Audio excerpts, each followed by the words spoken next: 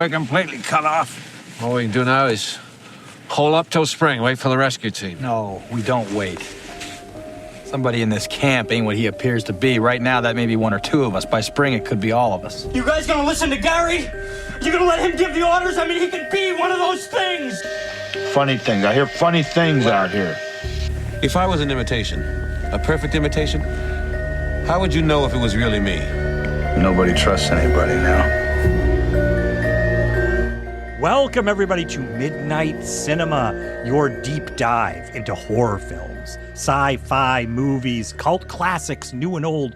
Warning, everybody, there are spoilers ahead. I am Art Hennessy, and I'm in San Diego, California. And I'm Wilford Brimley here in Salem, Massachusetts, and I like Quaker oats and aliens that can replicate you and take over your whole body. I'm here for that podcast. Wilford Brimley. I'm actually Eric Rodenheiser in Salem, Massachusetts. Sometimes I think I'm just not going to do a character. I did it for you, Art. I did it for you, Art, and I'm okay. Now, when I want to do the podcast, I want to do the podcast, Art. You want to come back inside, Eric? You want to come back? I wasn't okay before, but I am now. It is. I heard it's really snowy there. You look like you're getting snowed in there. It's really cold. Right? Yeah, I got my parka. Yeah. So it just I want to maintain communications because anything can happen there. I know because Eric, this week we are talking about The Thing, movie from 1982. It's directed by John Carpenter. What? Art? Wait. Come on. Eric, also starring Kurt Russell. What? David Are we having Keith. a love affair with these two guys? Jeez. So, yeah, starring Kurt Russell, David Keith, Richard Dysart, Donald Moffat, and, as you did such a great imitation, Eric, Wilford Brimley. This is a classic movie now. This is just everybody knows The Thing. But Eric, when The Thing came out, it didn't do so well. As usual, John Carpenter's movies. That's why he smokes and drinks beer all the time. He's like, I know this is good. I know it. But I have to ask you this. Spoiler alert. We both love The Thing. So, but I do not think I saw it in the theater when it came out in 82. Did you? No, this was one. It was strange. I'll just say my dad wasn't opposed to taking me to see scary movies or things like that. But there was something about The Thing, I think. And I guess we can talk about it right here. It had a reputation for being super gory and violent when it came out. No. And so I think my parents were like, no, not that one. Not that. No. I don't think I got to see it in the theaters. Yeah, I think my first watch was definitely on video when it came out. And I don't know why I didn't see it in the theater, but I didn't know about the reputation, I don't think. Some movies I just didn't pay attention to. So. Yeah. Well, this one, Eric, not a lot of people did see it. Didn't do too well at the box office or with the critics. It was a bomb. I'll just say it. It was kind of considered a bomb. Because when you read the IMDb, when you read the critics' reviews, it's not new critics. That's the problem with IMDb is if they reviewed it now, like if new critics review it now, then it would get a much higher rating. But it's got it's in the upper fives or something. And Eric, I went back and read some of those reviews. Just 'cause I'm curious, and I thought I would find, you get some reviews that don't like it. And then you have people that are its champion. It was pretty universally, people did not like it. And a lot of it, I will say, was unnecessarily gory. Like, so much gore.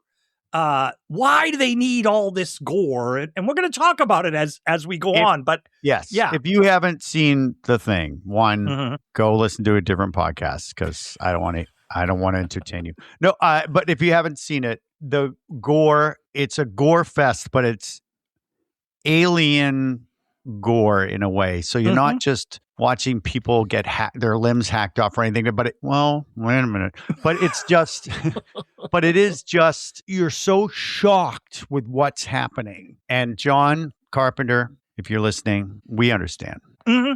So, speaking of, wait, I just have to say, speaking of which, I went out to see you. I don't know if you know that, but I went out to see you in San Diego, and then I visited my other friends in L.A. So John Perry and Mike Bailey, good friends of mine we're just like a bunch of kids when we're together. They were both of them going, I don't know, your podcast seems a little long, right? That's how they talk. Exactly.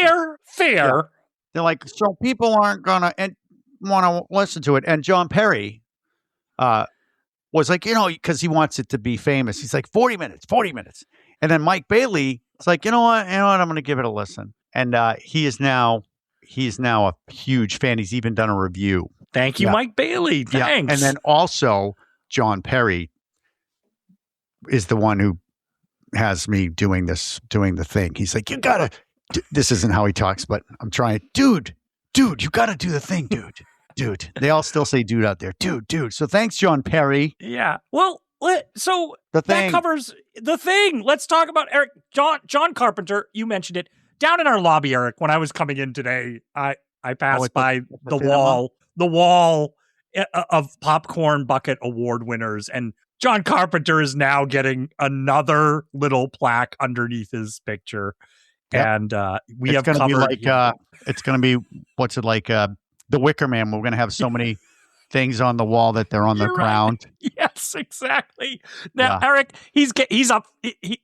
He's got to be Employee of the Year, right? He's going to get. I mean, he's got to get that. Yep. Because we've covered him so much. But I noticed, Erik, we do have another popcorn bucket award to give out today, and I saw you coming in and looking at it. We haven't unveiled it yet, and I saw you admiring it in the lobby, like a little bit, like polishing it off. I saw you like take a nice duster and polishing it off, right? I saw you like the hair. Was I trying to making the hair? You're making sure it was straight.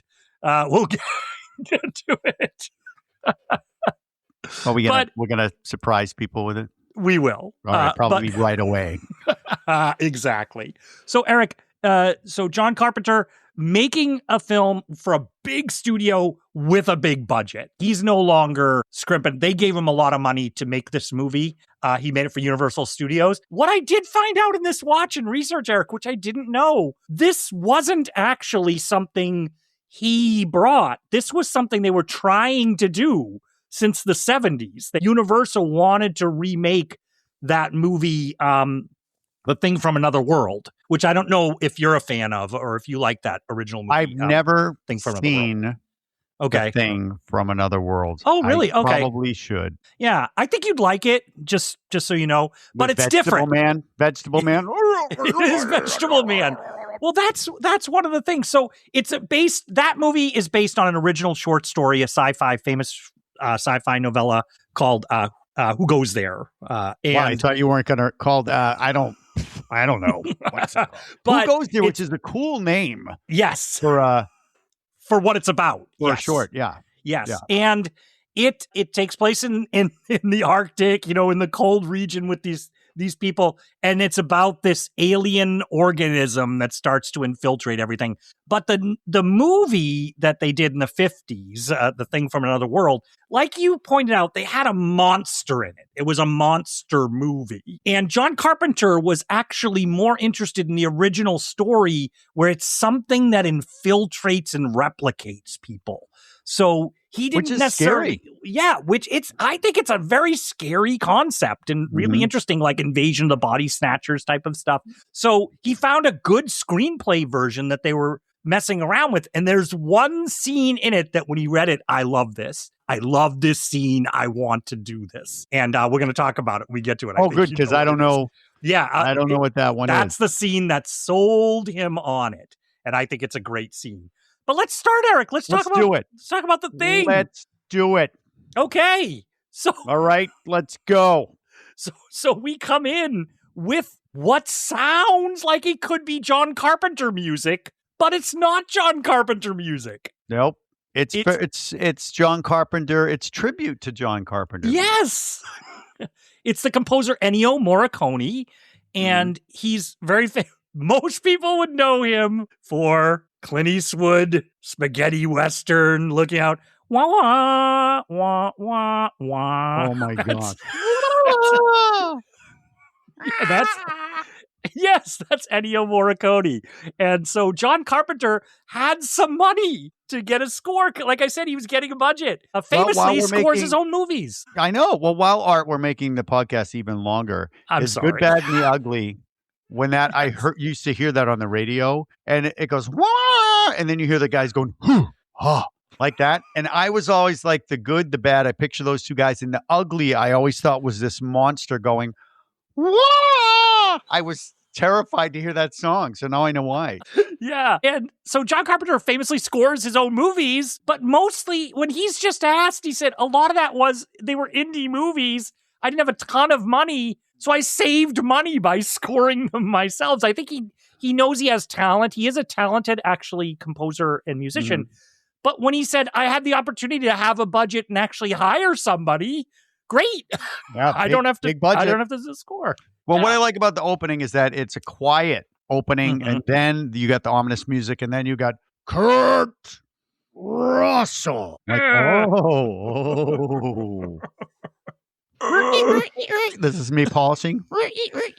Kurt Russell is in this movie, Eric, and he gets a popcorn bucket award from Midnight Cinema for us because we covered him in all his glory in the 1984 John Carpenter film, Big Trouble in Little China. Yep. So John Perry, if you're listening, you got to watch that now too. Sorry, bud. Now you're in it. No, you're in it.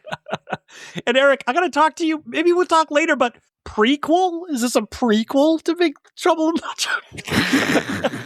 He quits. Is this the origin story? Is this the origin story? No. Yeah. It started out. It's kind of like with Hannibal Lecter, where he's a little older, but you're like, wait a minute, isn't this supposed to be in the past? I love how we're 5 minutes into the podcast. I know. We're on the opening credits. All right, well, here's what seeing this a bunch. You've seen a bunch of times. I've seen a bunch of times. A spaceship comes flying in, and I think it's going to be a different movie. I'm not sure if we need the spaceship flying in. Yeah, Was it because budget? He's like, I can do a spaceship if I want. I think so, or I wonder if they're like, okay, if we don't have a space, it's in the original screenplay, which I read, which I sent you the cool little opening of the screenplay page. But I read that it is in the original screenplay, so it wasn't something they added. I thought possibly they added this afterwards to be like, we need to add something early to make them know it's aliens. Yeah, but that's what you see. You see a ship sort of heading towards Earth around what you would think a UFO looks like. Yeah. It looks very UFO-ish, very 1950th UFO. And then we get a great opening title for The Thing. And my theory, Eric, is gotta one-up some of the titles. We covered Alien, remember? And the way they do the title Alien in that movie with that cool way that they introduced it. And this I feel like they were almost in competition with that to do this. It's iconic. It's a great thing. Everybody knows how it's done, so we're not going to go over it, Art. Every single person on the planet is like, you know what they did. But I'll just describe it for people who may not have, is the letters come up in a way that's almost like it's burning through the screen with light shining through it and coming through, burns it right in, and it's great, The Thing. It's great. Yes. And then we cut to, it's Antarctica. 1982. Yep. You got a helicopter. Yeah. Wait. Can you hear that? Coming in. Yeah. I like the action right away. A lot of action here. And I will say, Eric, watching it, I'm very curious. I wanted to ask you this while I was watching it, because you've seen it a bunch of times now. There's a lot of helicopter flying around here. I'm like, is Eric getting impatient here with how much they're showing it's so funny. I'm always thinking about you sometimes in the movies, and I'm like, how's Eric? So tell me, like, what do you think here? The movie moves faster. Notoriously, when you see a movie over and over, it moves faster. Like Zombievers, which we just covered, that's like 10 minutes long for me. 5 minutes of boobs, and then the rest, I don't remember. But so no, right now, no, I can't remember. It was too long, but I was intrigued by all of a sudden you see this dog. It looks like a husky. Yeah. It looked like a wolf also. It's like a wolf. And the actual dog is a wolf Malamute mix. Yeah, Malamute. We had one. Yeah. We had a Malamute, but it wasn't, I don't think it was the alien. So I like that, and I was like, what's going on? Because the helicopter now we realize is chasing this dog through the tundra, and all of a sudden the guys are shooting at the dog with like a high-powered rifle. Yes. Oh my God, what's going on? And He hates the dog. It's like, you pissed on the rug for the last time. they are on a mission to get this dog. Yeah. This guy's leaning out of a helicopter and firing a sniper rifle at it. Yeah. He's not the best shot in the world, I have to say. Sometimes he's He's right in- over the all right. dog. All right, He's on a helicopter. Shooting at a fast-moving animal. He is. Give the guy a break. But what I will say, Eric, is all these shots, what this is doing too, secondarily, is it's really showing you the desolation and the expanse of where they are. There is nothing on the horizon but snow and mountains, and just, they are in the middle of nowhere, right? Yep. If they lost the dog, I always figured they could track it by the yellow things in the snow, like the yellow patches. They'd still be able to find the dog. But that's what makes you think. You're watching it and going, why are they trying to kill this dog? Why are they chasing this dog across this empty tundra? Yep. Yeah. And there's some kind of, do they ever identify it? But it's like a base. There's a base there, and you see people playing ping pong and drinking alcohol. Yeah, in a rec room, and then doing some tasks and things like that. But the dog runs by a sign. It says Outpost 41, United States National Science Institute Station. No. But it runs past that sign, so we're like, oh, it's heading for wherever this base is. This little base that they're doing. A helicopter in hot pursuit, we should say. I guess. And there's some guys working outside on some stuff, and they're starting to see the helicopter coming over the horizon, and they're looking. And then we cut to, here he is, Eric, Popcorn Bucket Award winner. Oh, Popcorn Bucket Award winner, Kurt Russell. Kurt, you trying to hide behind that shaggy hair and that big old beard. I know who you are. Trying to play all forlorn and alcoholic. I know you, Kurt Russell. I see you behind there. Yeah, so he's got a bottle of J&B Scotch, which I don't think ever leaves his side in the movie. No, I think he's got the mittens where you can hold your mittens together. That's what he's got. He's got a little great beard, great hair. He's got a leather pilot's jacket on, and he's playing computer chess. Yeah, state of the art digital computer chess. Big machine that he's playing. Oh yeah, gosh, it's all green. Yeah, and green. And he's playing, and it's a voice system too. So it is saying like knight to rooks 3, and she doesn't get a Popcorn Bucket Award, but it is John Carpenter's wife, Adrienne Barbeau, is the voice of the chess computer. Yeah. Happens a lot. But we covered her before, but we can't give her a popcorn bucket for this. Eric has ruled voice no. Yeah, we only have one theater, Art. We can't just plaster the walls with whatever we want. I know.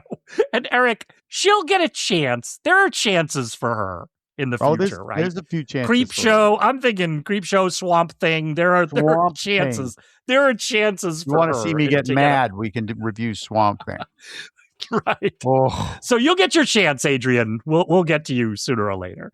But he doesn't like the fact that he thinks the computer's losing, like because he's played it so many times. But the computer wins. Yes. And I thought, why?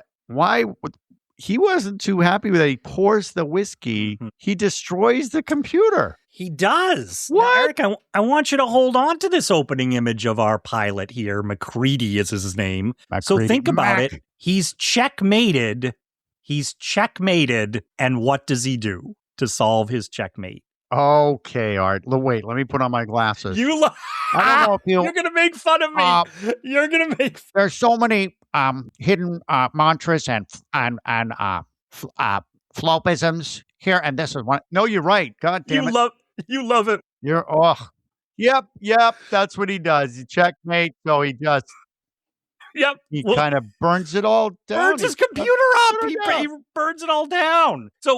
So outside, he hears everything outside. Another chopper is coming in, and so we go outside, and all the people are looking, and the dog's running, and the chopper lands, and one of the pilot gets out, and he grabs a grenade, and I was making fun of the sniper's abilities. This dude goes to throw a grenade and drops it at his own feet. Right there in the snow. You know what I'm thinking at this point? I'm thinking, he's got ADHD. He just can't hold on to anything. He's like, whoop, whoop, whoop, whoop, whoop. He drops it. Dummy. So he's digging frantically through the snow, trying to find it. Yeah, I mean, if you know grenades, you either run or dig. And he's like, no, I'm going to find it with mittens. Yeah. So this chopper that's landed in these guys, we should say they're speaking clearly a foreign language. So everybody in the base is like, who are these guys? And it says NORGE on the side of the chopper. So one of these men who's coming out of our American base here says, oh, that's Norwegian. They're Norwegian. Oh, I thought they were Swedes. Yeah. That's going to be a running joke in this movie, which I'm sure Cena appreciated that joke. Yeah. And she's Swiss. There you go. I know. Well, just making sure, because I made a mistake. I'm sleeping in the other room now. Oh, okay. Sorry. With the dog. Oh, yeah, that's right. I saw on Facebook, you guys, did you just a stray dog? It's like a husky. Yeah. Just showed up. Yeah, because I know you had a lot of snow, and it showed up at your door, and you guys just took it in? It's a great dog. Okay. I don't even like dogs. But the dog is approaching the camp. Everybody's coming out. And the dog makes friends quickly. It jumps up on one of the guys, not knocks him over, but jumps up like a dog does. And the guy's like, oh. It's licking his face. But it's like, sort of like help me. It's sort of a little bit like help me or take me in. Yeah. Mm-hmm. But our grenade guy, epic fail. Epic fail. It blows up and then blows the chopper up with it. But there's still one guy. One other Norwegian got out of that helicopter, and he's got a rifle, and he doesn't give a shit. There's a group of people, and the dog's there, and he's yelling and yelling at everybody, but they don't understand him. Because it's Norwegian. He's like, he has cool. Did you notice his goggles? Did a slit kind? He looks good. It's like the kind that have a little slit for those snow goggles, and he just starts opening fire on a bunch of people that are standing there, and he hits one of them. Yeah. Hits him in the leg. Yeah. So, but he was trying to warn them. If you translate, if you're Norwegian, you're like, oh, shoot. Yeah. We better not do that. But nope. They didn't understand what he said. And so he shoots one of them, and inside we see a character who's in khakis, and there's a guy at this base in khakis and has a gun and a badge. So you're like, who's this guy? He's clearly in charge or something, or he's the cop of this base, but he smashes out the window. Your favorite. He knocks the window out with his gun. And I know you're always like, your hand's shredded, dude. You're like, that hand is gone, but it doesn't. Yeah, and why would he break the window? I mean, just because he's panicking, but I like this actor only because I know him from this and from the movie Popeye. His name's Donald Moffat. I probably saw Popeye first. Yeah. I'm like, wait, isn't that Olive Oil's dad? Yeah, he is a good actor. He's good, and he's good. I want to talk about as we go on. I think the cast is great in this. I think they did a great job casting. He has the best eyebrows ever. He's got blondish hair, but his eyebrows are super blonde and huge. Like guys who don't cut their eyebrows ever. It's just like that. He's like a Muppet. He's kind of like the Swedish chef. I was thinking, forget the creature, the thing. The eyebrows are like they start attacking people. So, but he's a good shot. He is a good shot because he's got a handgun and shoots the Norwegian right in the head. Gets him. Yeah. First shot. Yep. And then there's I think the other guy had thrown some grenades, so they were throwing grenades at the dog, like. So I can understand why they're like, you gotta kill this guy. Mayhem. Mayhem. Yeah. Should have got. Well, they don't know what the hell is going on, so we cut right to the guys who got shot is being stitched up now. So we're a few minutes later. He's being stitched up. Yeah, he's kind of whiny. He's like a little. He's the whiny person of the group. Oh. And his name is Jennings. Jennings. I'm going to get all the names. I got some of the names, but this is Jennings. Sure. And the doc, he's being stitched up by the doctor of the base. I like the doc. The doc kind of talks like this. No, Martin Dysart. We covered another movie with one of his co-stars. Martin Dysart was L.A. Law. He was a big L.A. Law guy. I always do the wrong one. Boom. No. And the lumberjack, I call him lumberjack guy, but we'll get his name because they didn't say their names yet. Lumberjack guy is making friends with the dog. He looks like what you would think a lumberjack looks like. So picture lumberjack likes dogs. Yeah, he's kind of over there, and so they're all having this banter. And one of them's like the first goddamn week of winter. Yeah, we're getting to know them. This reminds me a little, Eric, of this thing they were doing maybe in sci-fi. We covered Alien and the Harry Dean Stanton, Yaphet Kotto, those guys, the Workaday people ensemble. And I think they're doing that. It's like these are just guys that work here. And they all have they're not going deep into backstories in this movie, so you're not going to get their history they totally have them, but they didn't go into them or anything like that. Yeah. So what you get is fully formed individual characters, because I think the actors know the backstories, but we're not going to stop and hear a monologue about how Clark grew up in Texas and he raised dogs, right? Like, we're not going to get right.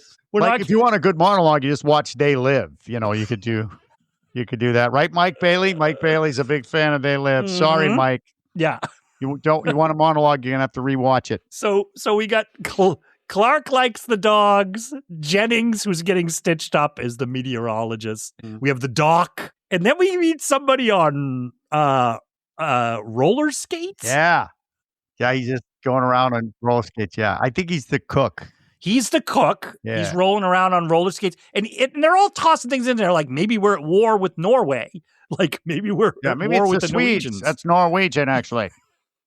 There's like speculation. I want to point out this is where you get our first, it's not gore, but you're like, ooh, because the guy got shot in the eye. So they show you the eye. And you're like, ooh, that's gory. Oh. You just wait. You just wait. Yeah. If you're cringing at that eye, which is good makeup, by the way. Walk away. Walk away now. And we learn about how isolated they are a little bit because we meet another two people. Windows is his name. He's a young guy. He's clearly the communications guy. And he's on the radio and he can't get anybody. And Wilford Brimley comes in. What does he do, Art? What's his job here? He's the biologist of the base. He's the biologist. So, right. But Windows is saying, I haven't been able to get anybody on this radio for the last 2 months. So I'll try again. Yeah. We got to tell people, because you do got to tell people this is like an international incident. Like when you think about it. It is, but there's no communications. We have that good pointing it out because we have to know that they can't contact anybody. They cannot contact anybody. Now, Doc says to himself, he's putting it together. He's like, if these guys were crazy, because they're all like, maybe they had cabin fever and they went crazy. And the doc is like, their base probably had a whole bunch of people. These guys could have hurt those people. So we should go and check out their base. It's only an hour. It's an hour away in Antarctica. Yeah. It's going to be dark forever soon. And they're it's just an hour. This is where we meet another character, because we learn Mac, Kurt Russell, is the helicopter pilot, but also Palmer is another character. This is a guy that is like a little stoned. He does drugs. He looks a little 70s acid trip guy and a little paranoid, because he was the one going like, hey man, it's the all this war, everything like that. And then does he say about the guy in khakis that we saw? He goes, I guess he finally had an excuse to use his pop gun. Pop gun. He says to the doc, hey, if MacReady, if Mac doesn't want to fly, I'll do it. I did like this line. And he gets up. He starts to get up to fly. And the doc and the guy that's head of the base say, no. And he goes, thanks for thinking about it for a second. Yeah. Well, yes, it was a fun line. Now, I'm going to tell you here, Eric, I think that this movie, as you know, I love this movie. I think I wish there was a little more of that in the movie, genuine humor. No time. Like that. There's no time, Art. There isn't No time. time for that. There isn't. I know. This is a movie about special effects. It is. But I just wish now and then, because it's a pretty bleak movie, everybody. Oh, like it's bleak. And so two jokes, maybe? Yes, this is one of them. And I just told you one of them. Yep. Yes. Well, there's a cute bit with because you said it, Art. The chef is on the roller skates, and our whiny guy that got shot, he's like, I'm trying to sleep, and the chef is like, okay. He says, turn it down. He goes to the radio and he rolls over to it, and he feigns like he's flicking the radio. And I thought he turned it up. And so that was kind of funny. That was fun, playing a superstition. That's Stevie Wonder's superstition, which I like. So Mac, so they go out and they tell Mac, and the doc wants to go check on this Norwegian base in case they need medical attention. Yeah. So and it's the Doc and Mac that are going to go. Doc and Mac are going to head out there. And they head out, Eric. They go to this base and they approach it, and it is smoking. It's smoldering as they approach the base. And there's a couple cuts back and forth, but this isn't the kind of movie where it's like, meanwhile. But there is a while they're flying out there. Oh. Right? They are sitting around the car. They have it pretty good here, Art. They got a boombox, they got a card table, they got a pool table. They don't have that computer anymore. Oh, no. Not playing chess anymore. I think that was MacReady's personal computer. Probably. Chess He computer, blew it. though. What's he going to do for the winner? I know. But the dog is walking around, and I think this is where the dog gets under the table, and our whiny guy's like, whoa, because the dog, he doesn't like the dog. And the dog is looking around, and this is my 50th millionth watch. So I don't know how I felt when I saw the dog walking down the corridor, because we don't know what's going on, right? Right. Well, the dog is a good actor, man. And when you watch like documentaries about making of the thing, John Carpenter, everybody is like, the dog was amazing. Like 2 takes and we were done. But it just has this. And they said the trainer of the dog, the owner, was like, it's the wolf in him. The way he just stares is creepy, I think Eric. The trainer is also like, look, it's not going to bark or growl or anything, but if it looks at you, if it gives you that look, think of something quick. Think of a joke or calm down. Eric's not kidding. That's what they said, but that look it gives Eric is interesting and chilling. And what's interesting is when Mac and Doc took off in the helicopter, the dog was just watching them through the window, like watching the helicopter take off. So you're saying now we're watching it wander through the compound. Yes, and it looks like it's just looking into different rooms, like the dog is checking rooms. Yes. And then it goes to one room, and you see a shadow on the wall of a guy, and the guy just like turns and looks, and the dog comes into the room, and then it cuts, and you're like, what? But here's second watchers. I'm just going to say that you have to look at the shadow. The shadow is of a beardless man. Yes. So I'm just saying, if we're trying to figure out who that shadow is, the man is beardless. And I don't know whether you want to reveal it now, but you know who the shadow is, right? He's a former Popcorn Bucket Award winner. Mike Myers. Yes. Is it? Dick Warlock. Yes. Is it Dick Warlock? It is Dick Warlock shadow. All I'm gonna do is, so that's not fair because he's not in it. I know. But not fair. So people want to know what we're talking about is you're wondering if you're listening and you maybe haven't seen the thing. You're like, well, who is that? Who is that shadow on the wall that the dog went into their room? That's the point. We don't know. And we're not going to know for a long time. No, because it's Dick Warlock. So that's what happens there. And then they go to this camp, this Norwegian camp. It's smoldering. It's on fire. still, it looks like disaster has happened there. And Mac and Doc land. It reminds me of Tatooine when Luke Skywalker comes back to his charred uncle and aunt. Imagine that at the same time they land, the land speeder pulls up. Right. They see Jawas. Jawas are running off. It was They hear Luke Skywalker going, Aunt Ben, Uncle Ben, Aunt Vereen. Yep. It was made to look like sand people did this, but they walk in single file to hide their numbers. They hate Swedes. You mean Norwegians? Shut up. Don't correct me. Use the force. It's great sets because when they go into this, sometimes you know that it's a set. In this, I love it when you know it's a set because it makes it more otherworldly, or it gives you a different feeling when it turns into a set. So this set, I loved it. When they go inside the buildings, you mean? Yeah. When they're in. I love the cold sets. There's big holes in the wall, like somebody. It's the sand people. There's icicles everywhere and snow. It reminds me a little bit of the Krampus kind of a thing, Krampus feel. So I really like that. There's a bloody frozen axe in the wall. So you know something happened. And this is great, Eric, just to praise the production design more is, like you said, it's got this icy, like abandoned feel with these things on the wall. And then that axe, that red axe just stands out because of the production design. I love it. It's great. It is. Really good job. Mm-hmm. And so they bust it through that door, the axe door. Yes. Mm-hmm.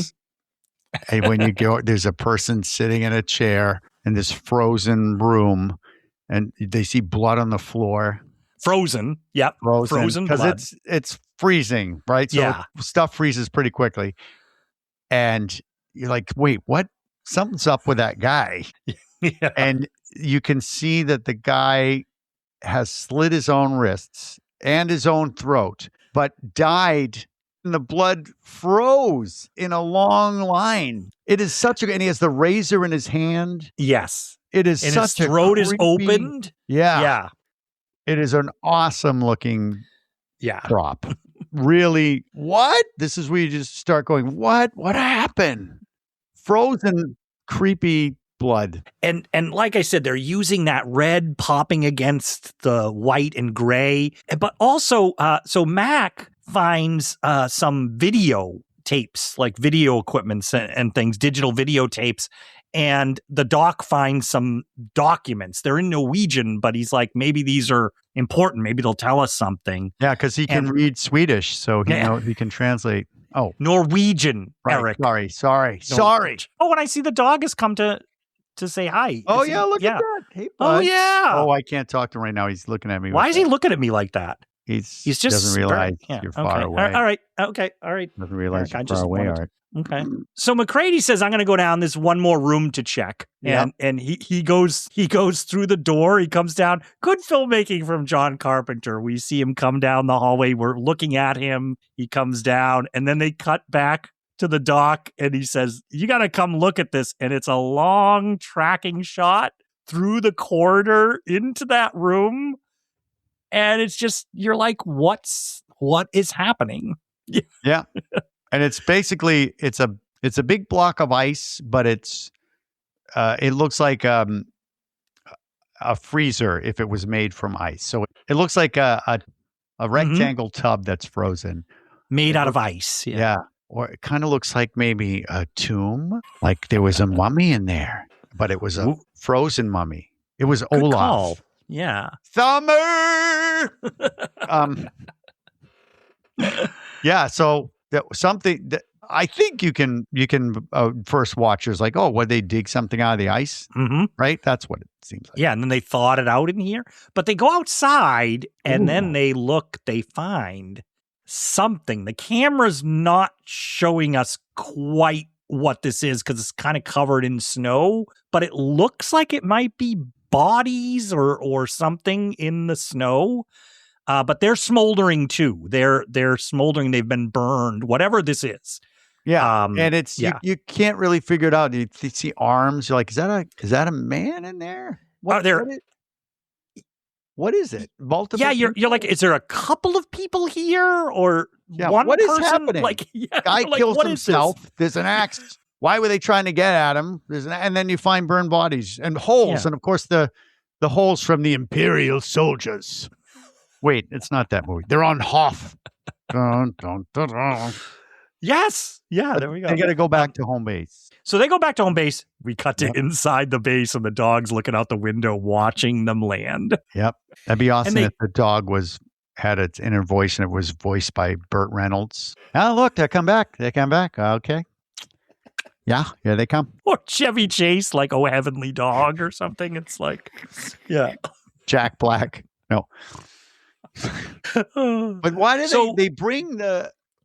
I would have liked to see that scene where they hauled this corpse into the helicopter. back. Yeah. And one it they seems like found it takes outside. several people to carry this thing. Yeah. We see it in a big canvas. They're taking it out of the chopper. And it's they cut right to overhead shot. Everybody who just put it on the table, they're all lined up and they take the cover off it.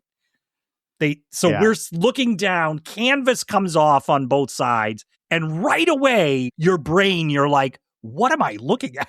Like, Yep. what? And What the is effects this? are, if you picture coming out of a hot tub and your body is doing that smoke that comes off your body. That's what's happening here. So it's because it's warm in there. It's got its own smoke coming off of it. And you could describe some of it, I'm sure. This is what I have. If you haven't seen the thing, and you want us to tell you what we're looking at. It looks like when you buy those big old dog bones, like cow femurs, chew toys, but it's piled with extra arms and faces. It's like just these crazy. It looks like a horrible painting. Like if you were in art class and there was one of those really temperamental artists, they did something in clay and they're like, I call this the torture of my mind. It's the thing I made right here. I got it. So it really is just disturbing. You don't know what you're looking at. And when you say like arms and hands, but they don't look right, they're not quite formed. They're claw-like, some of them, and a leg maybe bent. And you're not... The way he's filming it is great because he's cutting to shots of each of the people watching it, then shots of the thing, and he's going behind. People are in the foreground. It's going behind. So you're getting good looks at it, but it's back and forth, and you're also feeling their expressions, Eric, of like, what the fuck is this? And it ends, Eric, on the head. On what you would call the head of this thing. Yeah, and we're not talking about, I guess this wouldn't be gore. Is it gore? But your mind is going, I don't understand. So you've got somebody's face. So it's been burned, so there's no hair or anything, right? And then the face has got an open mouth, right? Like Edvard Munch's The Scream or something, right? That like that type of thing. So that's just one side, because then the other side looks like it was two faces and one of them melted and is now part of the other face. So you've got an extra long mouth, two noses. It's just a melted double face. It's just wicked weird. And this is really good. And I think this is where the movie might have, I think when we're reading all those reviews, Eric, of like, it's just too gore, it's too this, it's too that. I mean, as Eric said earlier, don't worry, guys, we're describing this, nothing, there's still more to come in this movie. Oh, this isn't. I'm thinking, even watching it today on rewatches, Eric, like you can hear you and I going like, you're looking at it, you're like, what is this? Imagine audiences in 1982 going to this movie to see it, and they're looking at this and they're going like, oh, what? And I wonder if there was just a little too much of that for people that's all they could focus on was this. Aren't they? They just saw E.T. So they were like, wait a second. That's not the extraterrestrial I know. What? But it would be funny if it actually is. It's like E.T.'s like, no, that's my brother, man. That's my. It looks just like my brother. But it's amazing too. It ages well. It looks fabulous. last shot out of the scene is the dog looking on from the door. Yeah, The dog's looking at it. wasn't me, man. We cut to then they're going to do an autopsy on it, Eric. So now, Love if you're not, you if- got to do an autopsy right away. Like, they do. And they're going to do an autopsy on this thing. And we thought gory. I mean, audiences watching this, Eric, now that we're going to have Wilford Brimley, Quaker Oats guy. yeah, Wilford Brimley. same. He's got a monitor. His voice never changes. Mm-hmm. He just talks like that. And I love that he goes, because remember the Norwegian got shot in the eye? Mm-hmm. He's like, nothing wrong with this Norwegian. Or was that him? And he's slicing open this thing and pulling out organs. And they note as they're doing it, Eric, that these are normal human organs that he's pulling out. Normal Yes. heart, normal stomach, normal intestines, And normal lungs. We see all of them. So now he's you're cataloged. grossed out. You're like, oh, Yeah. imagine on the big screen art. Mm-hmm. Yeah. So whatever this thing does not look human at all, but it has a full set of human organs perfectly intact. And then we're cutting to more stuff around the base. We're cutting to more just Palmer is in his room with Childs, who we haven't talked about yet. Childs is the mechanic of the base. We saw him out working on things earlier. And this is the actor, Keith David, who gets a popcorn bucket award. We talked about him as Frank in They Live. He was part of one of the best fights in cinema history. I can't believe that. I didn't do it on purpose. No. I just don't know why. Somehow I picked something and there he is. Yeah. Yeah. Great actor, Keith David. Great I voice realized, actor now, too. We discussed before. Yes. Great voice actor. And I realized I had seen Keith David live on stage after we did They Live. I saw he was in the August Wilson play 7 Guitars. No, Why don't we you would talk love it. about that? Let's talk about but I got to see him with Viola Davis was in it too, in her first Broadway role. And I didn't realize till I looked at, I was happened to be looking at something and I was I love like, the way yeah, he about talks Keith too. David. He's kind of like, what the hell are you talking about? Yeah. And I goofed Art because this is where we see that they have a pool table and cards. I jumped the gun. This is where our whiny guy gets spooked by the dog and he wants to put him in with the other dogs. I'm like, wait, there's other dogs? There's more I guess dogs? they use sleds out there in the Antarctic, right? So yeah. So Clark, our guy who lumberjack, Eric very aptly calls him lumberjack. Hey, Paul Bunyan. And he just, I have to say, he looks even here. I don't know if they do his makeup a little paler here or something, but he looks like he's a little bit of a, let's put it this way. I think listening to the actor talk about how he developed this role is he's more happy tending to the dogs even than the humans. Backstory. That's all the back training. It's all the backstory, but it creates interesting character. It does create interesting little things to do. Okay, here. if you want to be interesting, then he also slits his wrists because he's Stan in the original It. Okay, so there you go. Always playing these broody characters. Yes, he is. Yeah, so he's in charge of the dogs, I guess, because everybody's like, "Hey, take that dog to the kennel with the other dogs." Yeah. Do you have a dog count? I have a dog count. Do you have a dog count? Don't have a dog count. I didn't think to do a dog I got to count the dogs. I'm sorry. Okay. I count 5 dogs. Okay. He brings the dog to the kennel. With the new 5 dogs. And New it's 5 cold dogs. there. There's snow. He's bringing them to the kennel. It's snowy there. I'm like, those are hardy little Malamutes. Yeah. They're all kind of like husky dogs, right? They're all huskies. And it's a cage. It's like what you think a typical kennel is.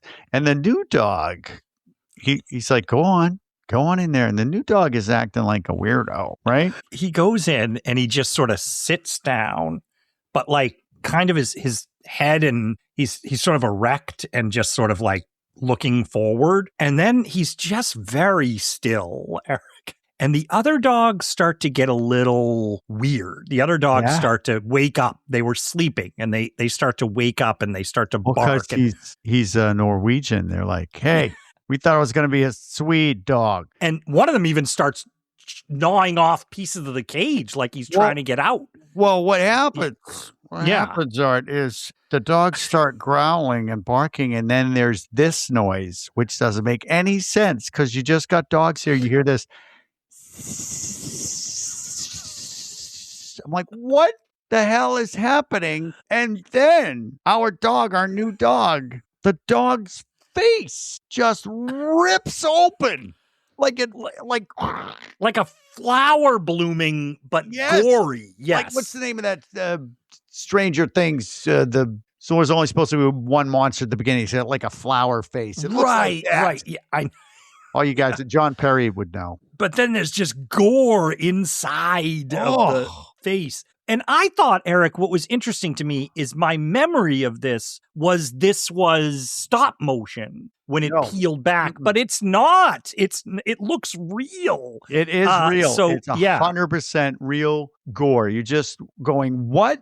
Yeah. What? Why is a dog splitting apart? But that's not at all. No. The dog, you could, I don't know if you have a description. The back things start to come out of its back, like weird tentacly like things, almost like that old thing like you'd set up in the yard with the water, the whip and wild thing, the water whiz, whatever that's was called. that what it was? It was like a little tentacles that would go. They're a little like that, and they start to come up out of his back. Yes, and you said it's all underscored with that eerie like yes. And the dog is now just a big, giant, hairy mess. And this is where the dogs are trying to get away. And you know a dog is terrified when it's chewing the fence apart. I always wonder, what is the fence open? Yeah. What is the fence made of that they were able to I'll tell you, it's dog? made of something that dogs like to eat, clearly.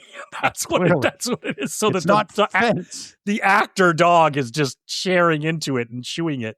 It's made out of dog biscuit. Even weirder, because you've already seen this horrible, weird gore. And you talked about the tentacles. Mm-hmm. Now, sprouting from the form that was a dog are what looks to me like, and I've had these and I hate them, Alaskan king crab legs. Just like, it's like a crustacean. It's Alaskan king crab legs. That's what it looks like to me. And they're coming out. And then the dog that's trying to bite his way out suddenly gets shot with some sort of liquid. It's like this creature is like, get away from that. You're not getting out of here. It like sprays it with something. Yes, it's like we were talking about the water games. It's like he's got a super soaker, except it's made of like red goo. Just poor dog. The dog's like, you can tell the dog doesn't want. It's just you don't know what's happening. Mm-hmm. Yeah. Oh. And so Clark, our kennel guy, right? Clark, he hears the noise and then runs back, and it's dark now, I guess, in the thing, because did the creature put the light out? Is that it? The light, when it hit the light bulb or something, maybe? It broke. But it's dark in the kennel. It's dark in the kennel, so he opens the kennel for a second. Yeah. And then a big tentacle light comes out of the thing, and he manages to kick the door closed and lock it. You get a doggy jump scare here too, because two dogs actually escape. That's right. Two they dogs run out. Escape. Yes. And they're like, we're out of here. Yeah. Yes. And the tentacles you're talking about are now like that water whiz thing, which isn't the correct term, but it's like that, except they're now like bigger. And there's it's like a chittering noise, just like, it's just so alien. Yes. It sounds so alien. So he alerts everybody. Everybody comes running, and Mac pulls the fire alarm. Yeah, Mac's right on it. He just hears the disturbance and pulls the fire alarm. Like he's on top of things, man. He didn't wait, and he got a great line here too. What'd he say? One of them says, I think Clark says it. He goes, "I don't know what's in there, but it's weird and pissed off." So you get this a little comedy. Yeah, it could be comedy line number 2 if we. That's true. So they're coming at this thing from both sides because they get the flamethrower. Yes, flamethrower. Max says, "Get the flamethrower," and so Childs, Keith David, grabs the flamethrower and he comes into the kennel area. Mm-hmm. And this is we still don't see what's going on. and it's a big reveal. I mean, I still don't know what we're looking at, but to me, it's like it's a dog, hairless dog, human monster mess. It's like a fantastic puppet. It's hard to, you just got to either watch it or look it up because it is you don't know what you're looking at. And it looks good. It doesn't look B-movie. It looks like it's actually, whatever that is, we're looking at it. Now, this is the makeup effects, Rob Bottin, right? I love the way you say Bottin. Isn't that how they pronounce it? I've heard it in documentaries and interviews and stuff. Okay, I guess it is. I think it is. I love it better. It's like, Rob Bottin. I'm Rob Bottin. Who's a very charming guy in interviews, actually. He's a very personal, 20. very, in those interviews. 20. Yeah, he's like 22 or something making this movie. Early 20s. Yeah. And so he did it, a lot of stuff, and he's doing all this. But I did read, Eric, that Stan Winston actually did one of these creatures too. This one, but didn't take any credit, just a thanks in the end. Yeah, this one, because it was Stan Winston's good at the puppet stuff. So this is was it this one that he did? Yeah. Yes, that's what I was bringing like it up. the dog monster. Well, I guess we're calling it. And as Eric said, you don't know what you're looking at. It's hard to understand what you're looking at here. And underneath the dog, think of it as like a fast-moving plant with vines. They start spreading across the ground, but it's like red, slimy, intestine-like. And there's a poor dog that's up against the wall, lying against the wall. It's like, and it looks like it's been shat out of a much larger dog's butt. That's what it looks like. And then those things wrap around it. It just looks like a poor little dog meat sandwich. It's awful. And awful. Is this where the arms start to raise out of it? Not yet. No. Not Okay. yet. Okay. Getting there though. Yeah. Because Mac, finally somebody. I love that they're watching this thing for the longest time before they think, oh, we should probably shoot it. Yeah. So because they spend a lot of money and time on these special effects, and we're gonna watch them. Yeah. And when they shoot it, the thing is pissed off. It sounds like it's pissed. And it's like a whole huge set of teeth. And then he shoots one of the dogs. And what's his name? Lumberjack. Clark. Yeah. Doesn't. He's like, no. But that's when our monster does what's that thing with Pikachu where it upgrades? It's like, got to catch them all. I choose it. It does an upgrade. Yeah. It's like two huge level 3-fingered arm hands. Yeah, like Gremlin, like the Gremlin. Yes. But they are like weightlifter arms. Yes, they're very substantial. Oh and my God. They start to rise out from the top of it towards the ceiling. Towards the ceiling. Yeah. Yes. And then it's now you can tell there's got to be some intelligence here because it goes and breaks through the ceiling. And I swear to God, Art, you're into the sound effects, but it starts lifting the body up. And to me, it sounds like a winch. It's like, wiki, wiki, wiki, wiki, wiki, wiki, wiki, wiki. Like it actually created its own winch. But just gross, that alien drool is all over it. It's just gross. Yeah. But then the center of it, we like how the dogs, sort of like how the dog broke open like a blossoming flower or something earlier.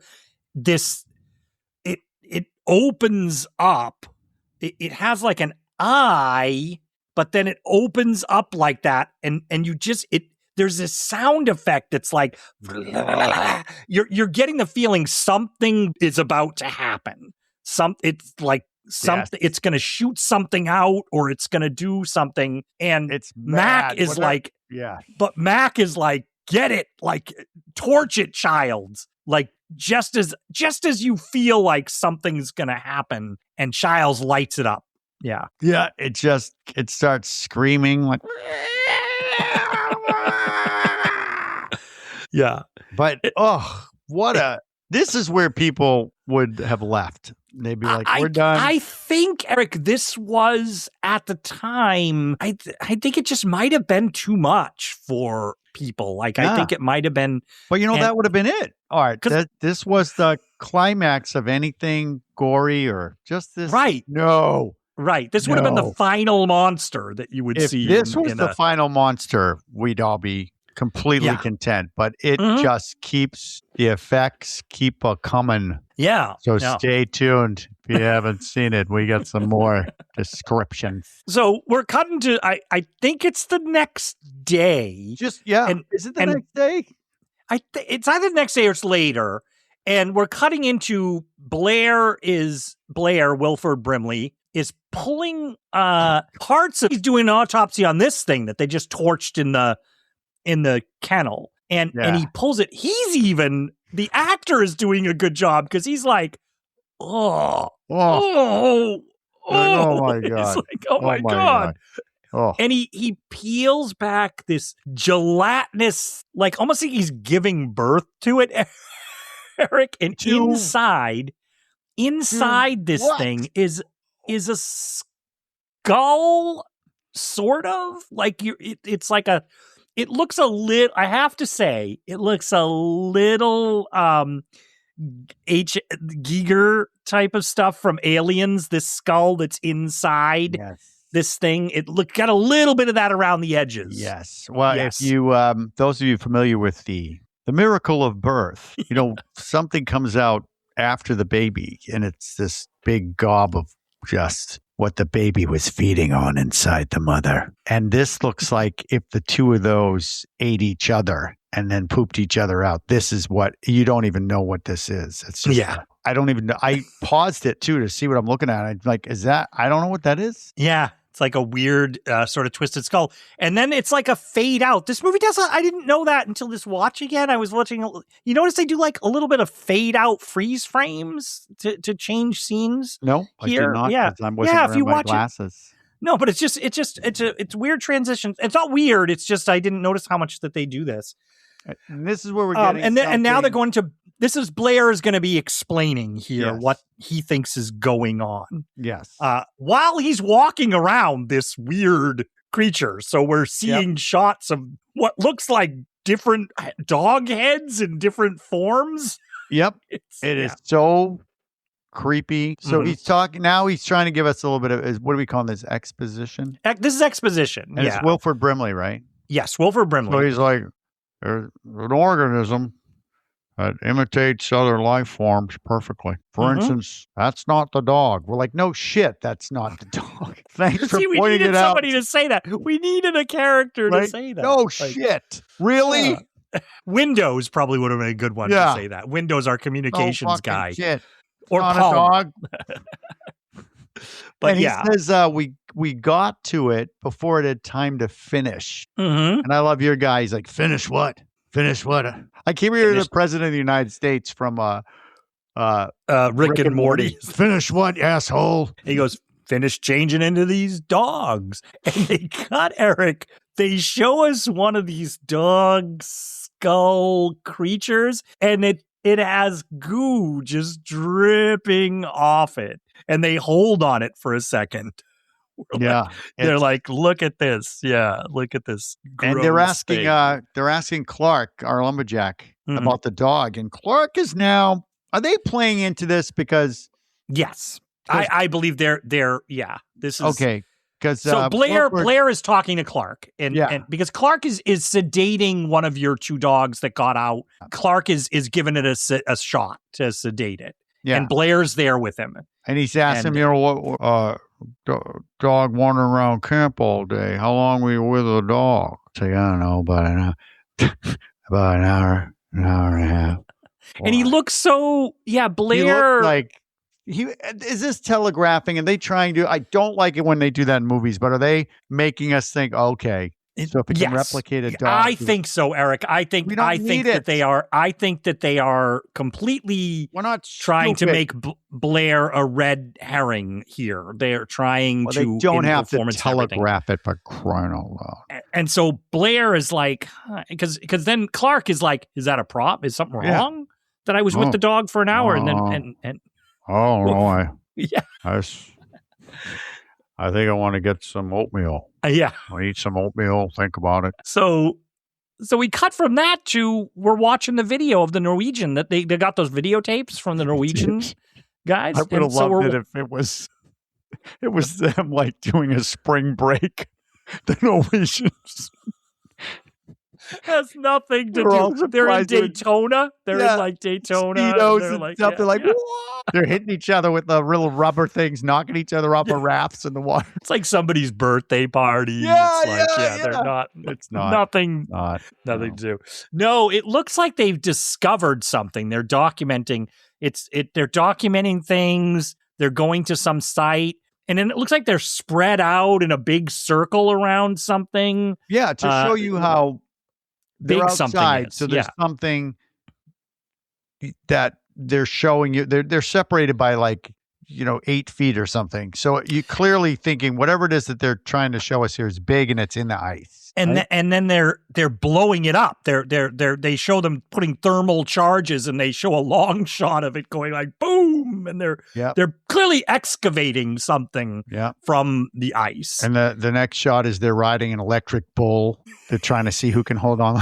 Eating a churro at Disneyland. Yes, like they're eating. But you know what? The Haunted Mansion's closed, so one of them's upset. Eric's trying to make me feel bad. But Eric and I Big Thunder went to Disneyland together, and Haunted Mansion was What the one technically scary ride for two people talking about scary movies. I'm like, really, you guys, get it together. But we did have a pretzel, so that was okay. We did, yeah, which was scary, but we made it through. So now they're going to go look at this excavation site. Yeah, Mac wants to go. Mac's like, I got to find out what they were digging up. Yeah, and so I think it's Mac, and then it's Norris, guy Norris, yeah. who we haven't really seen a lot of yet in this movie. He's you've seen him. What I love about this cast, Eric, if we just talk about it right now, this cast is just full of what I think they call that guys, right? People that you'd see in movies all over the place or TV in that time period. And then they're all in this, they're just character actors in this movie playing these parts. And and this is one of them. Norris. The chef, what's the chef? His name TJ somebody. Gosh, I'll look it up. But Niles is his name in the movie, but yeah. Well, I went to the same acting class as he did. He was like one of the only people. But he's one of the only people that did anything from this acting class, and the acting teacher's like, wait a minute. Yeah, he was Is he Die Hard? Is he the guy, the limo driver in Die Hard? No. He's not? It's not the same guy? No. Okay. I thought it was for a second. No, this guy was on a series, I think, and then that was it. Yeah. But anyway, blah, blah, blah. It's the world's greatest hat that I added my notes to ask you what you thought about that. Oh my God. This is a spaghetti Western, like side bushwhacker or something like, It is just ginormous. It's like one of those styrofoam cowboy hats that you put on at a party. Look at me. I loved it. And he's saying that's Kurt Russell's hat to go fly his helicopter. Oh my gosh. Yeah. And they go to so location, he and Norris and Childs, right? Childs goes with is Childs with There's them? 3 guys, I think. They're flying in a helicopter in the Arctic, which is a little dangerous. They take the heaviest guy in the camp, like the 6'4", 250-pound guy. True. They take on the helicopter to go. Yeah. Yeah. It's got to be a weight limit. I know. So they fly out to find. They're looking for the excavation site that was there, because they all figure it seems to be from the records not far from that Norwegian base. Yeah. So and they find it and they use a rope to get down there. And of course, Art, the music is the music that I use in the Lost Museum for the room that has the large man-eating plant. So when you're coming into there, it's like, what? Because you're like, what is that thing? And Ennio Morricone's score, he wrote an hour of music for the movie, but they didn't really use a ton of it in the movie. I'm glad. I like the amount. I like the amount too. Side note, like for trivia for people, if you ever see the movie The Hateful Eight, Quentin Tarantino's movie later, Ennio Morricone did the score for The Hateful Eight, and he used the unused music from The Thing in The Hateful Eight. So if you're watching The Hateful Eight and you're like, this score sounds like a movie I've seen before, that's what you're hearing. And that movie also takes place in a blizzard with lots of snow. So, And that music also comes with, I guess it's by contract, it comes with Kurt Russell. Yeah, Because he's you're in right. the movie. I didn't put that together. I didn't put that It's together. Oh my happening. gosh. And Yeah. he's got to have facial hair, too. He's got a busload of mustache in that movie. He's playing MacReady's great grandfather. Yeah. Great grandfather. This seems real alien to me. Yeah. But that's what they find. They find a big ass, like Big. guy's spaceship. It's huge. It looks is like the Millennium Falcon got buried under ice. You know what I it's mean? Huge. It's- Yeah. And this is great. I was watching it, Eric. I don't know about you, because we know intellectually, you and I watching it, these are matte paintings that they got. Like I said, John Carpenter's working with the studio, one of the best matte painting people in Hollywood. Like they got him to do these matte painting composites. This stuff looks great. It looks like they're in the Arctic but they're standing in a parking lot on the back lot of Universal screen, right? Studios. Yes, on a green screen. But it looks fantastic. It really I thought. does. Yeah. And I was like, questions. What is going on here?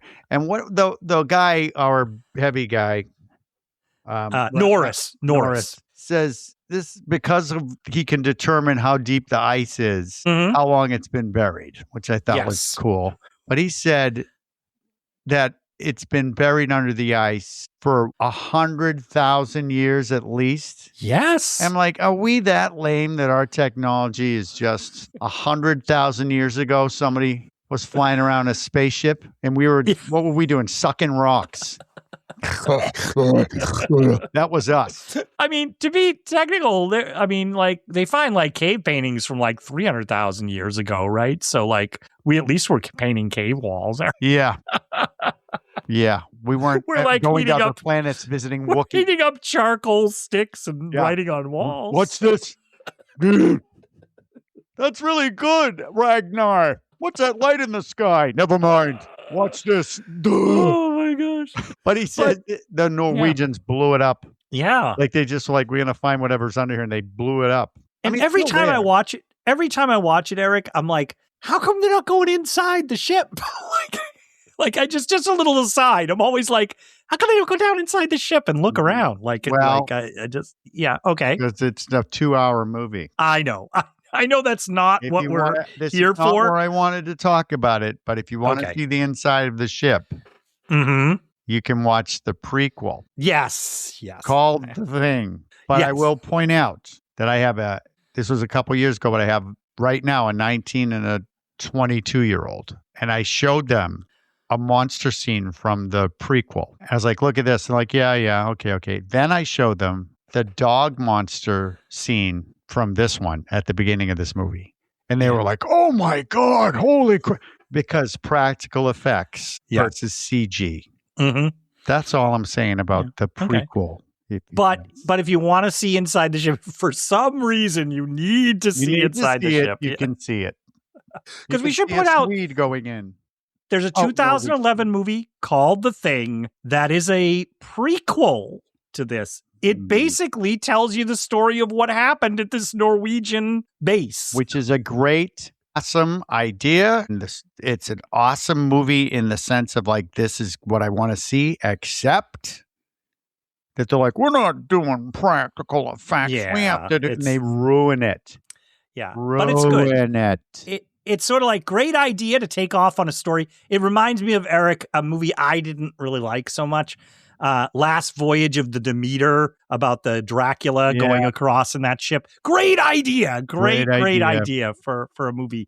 And I felt, but so anyways, Eric, they then find outside this big excavation of the ship, maybe would you say like 300 yards or something from it, they find something else in the ice. It's a hot tub. And the Norwegians are in it. They're like, oh, come join us. But Yeah, they're with like- Swedish girls. They're like, we finally joined up with you. No. And MacReady, Norris, and Childs never come back to the base. Nope. They just whip off those coats, baby. Remember that block of ice that was shaped like a, sarcophagus? Yes. There's a hole right there, same size. Mm-hmm. So what happened? Yeah. What happened is you said there's no comedy, but your favorite guy, when it cuts back to the camp, he says, is it Childs? No, who's the guy? The president of the United States and Rick and Morty.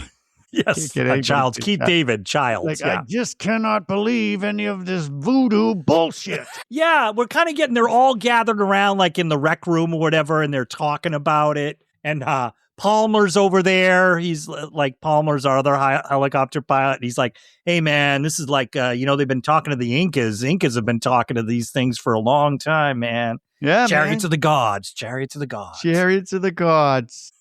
I had to look up what that meant. And our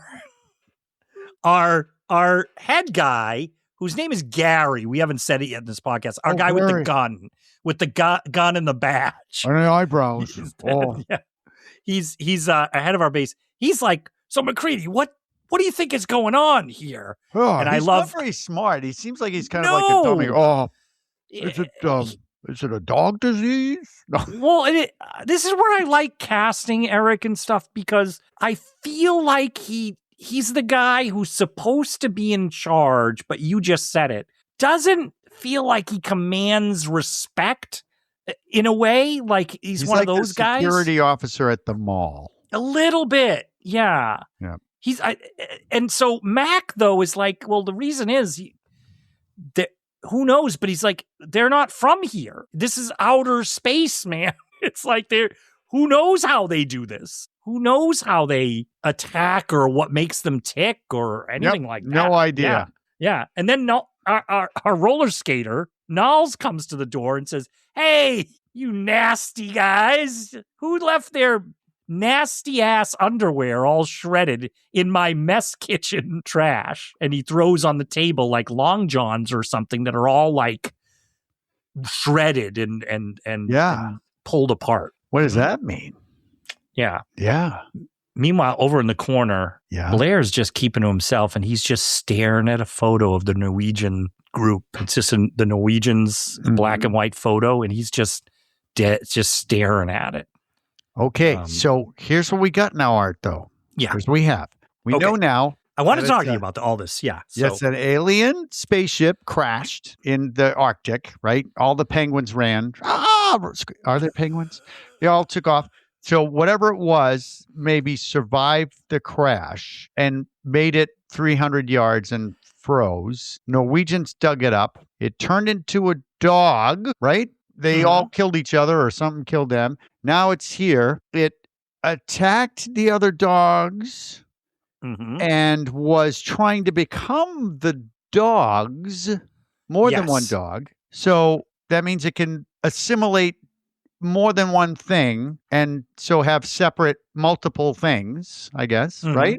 Because he said dogs, Blair, when he was explaining it. It was trying to replicate these dogs. It was going to become multiple dogs. Right? That's what we're led to believe. And then now we find someone's underwear shredded in the trash. So now we're thinking, okay, someone was left alone with the dog.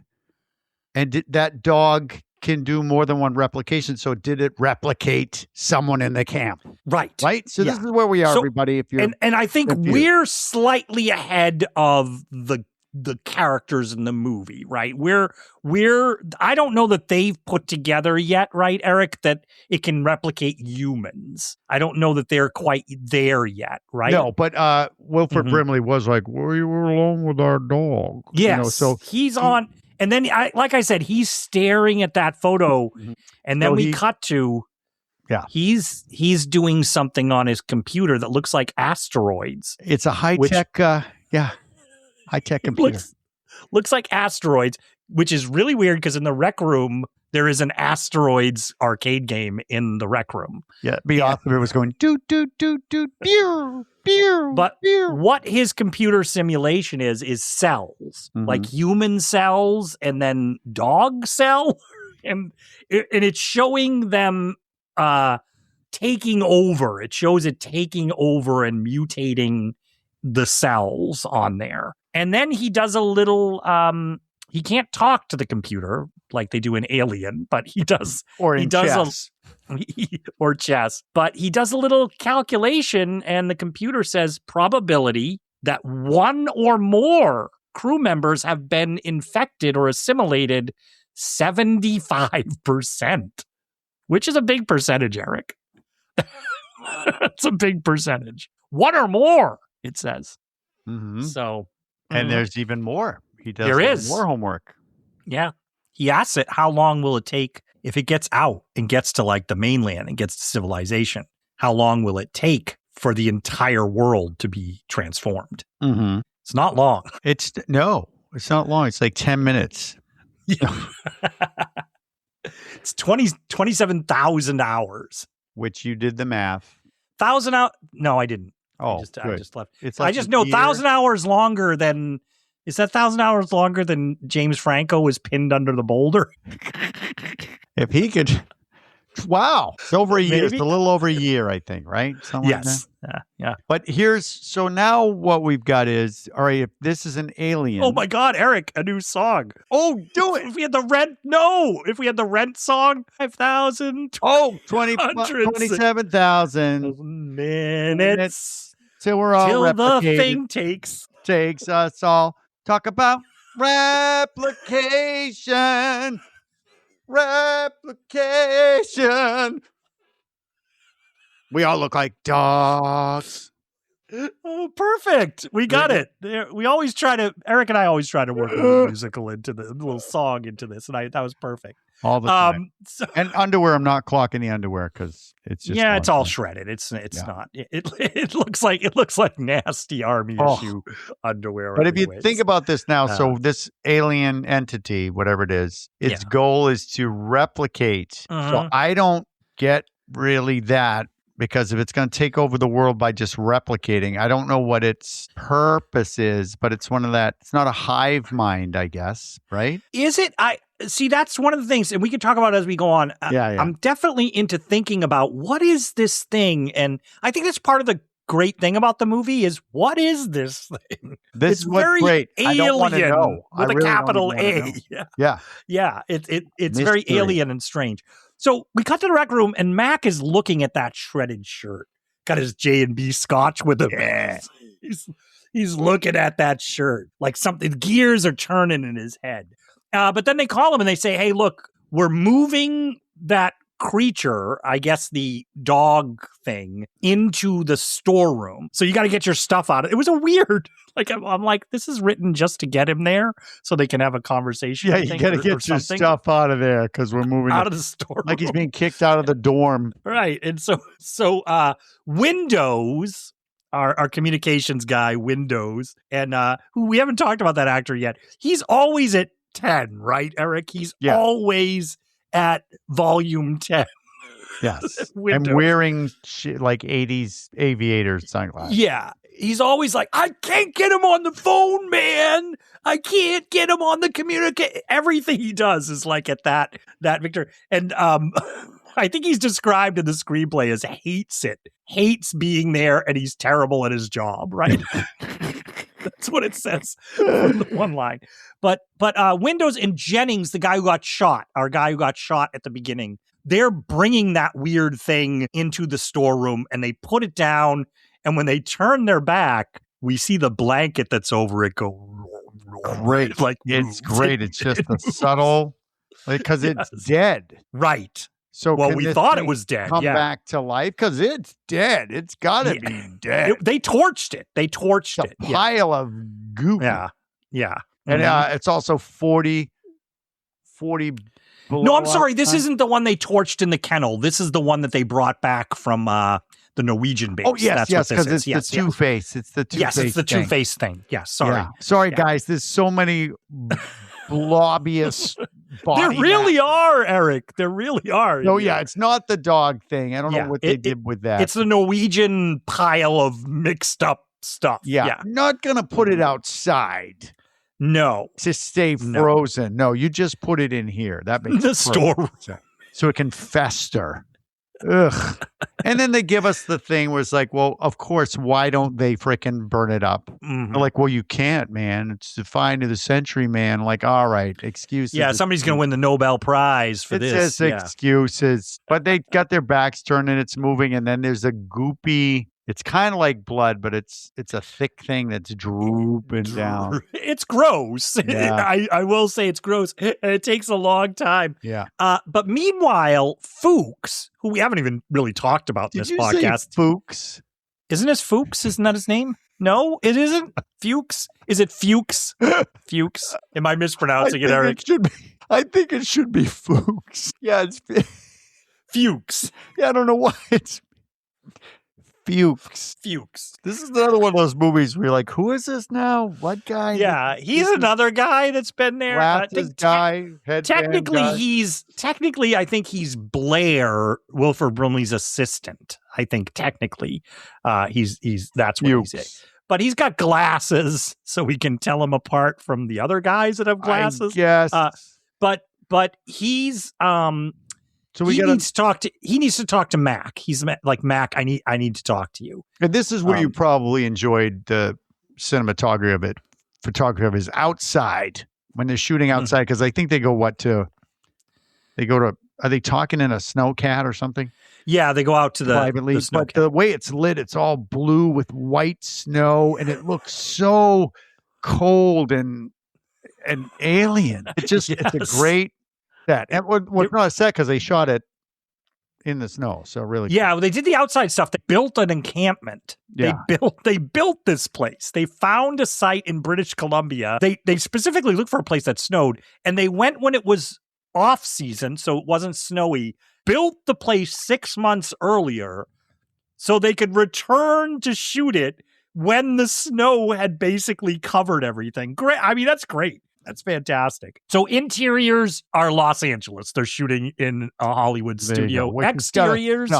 Exteriors, they're in this horrible terrain. Apparently it was really, really brutal weather and stuff out there when they were doing all this. Yeah, which is cool. Yeah, it's cool. And we'll talk a little later about seeing their breath and everything. Oh yes, that could be important. They're in the snowcat and they're talking. It's Mac and fuckface. What did you say his name was? Fuchs. Right, Fuchs. So Fuchs is telling Mac there's something wrong with Blair, man. I'm reading his journals. I'm listening. What's so funny is Mac keeps going, and he goes, no, Mac, listen. He's trying to tell Mac. So in the notebooks, he's reading that Blair is writing, it needs to be, this is interesting, Eric. I know you like these types of things, great. Right? You like these things. It needs to be alone with something, and it needs to be in the dark. I thought that was interesting that he said that. It needs to be in the dark. And this is the key thing that he's trying to tell. Mac wants to go like, whatever, he's writing a little of Jack Burton here, like from Big Trouble in Little China. It really did. That's why I made that comparison. But Fuchs says, no, listen. He says, there's still cellular activity in the burned remains. Yes. And we don't know what the alien is because it also says it could have imitated 1 million life forms in 1 million planets. Because we're talking 100,000 years. So I don't know if this is the time to talk about it. That leads me to believe if this alien piloted this ship, does it belong to the alien? Or did the alien replicate a being that knows how to pilot this ship? Because I don't think that this alien would have I don't know what this alien looks like. I don't know if it looks like anything, to be honest. So it could be anything, I think is what he's saying, right? My guess is that when it came here, it wasn't what it started as anyway. Right. And it could be anything because whatever it's absorbed is now in it. And so when we're seeing it as that dog and transforming in all those things like crab legs, I'm like, oh, these are just creatures it has absorbed over a million years, right? We're seeing just anything it has absorbed, we're seeing in this transformation process. Yes, so it must have stopped at like crustacean world. Like the all-you-can-eat It's buffet. just all like crustaceans living on the planet. Legs. Yeah. But that's what I like about it. And I don't think, correct me if I'm wrong, we're in I'm calling it the frozen sarcophagus. Whatever was in there, we don't see it because whatever they burned outside is not what was in there. So we don't even know what was in that slab. Yeah. Right? We don't have any pictures of it. If Exactly. the Norwegians didn't show us any pictures, what's the problem? They taped over it for Hans's birthday party. For the wet t-shirt contest. They forgot how cold it was, so everybody's freezing. They're like, wow, my nipples. Right. But we're going to find out that Wilford Brimley doesn't know exactly what he's talking about because things aren't quite accurate. But we cut back and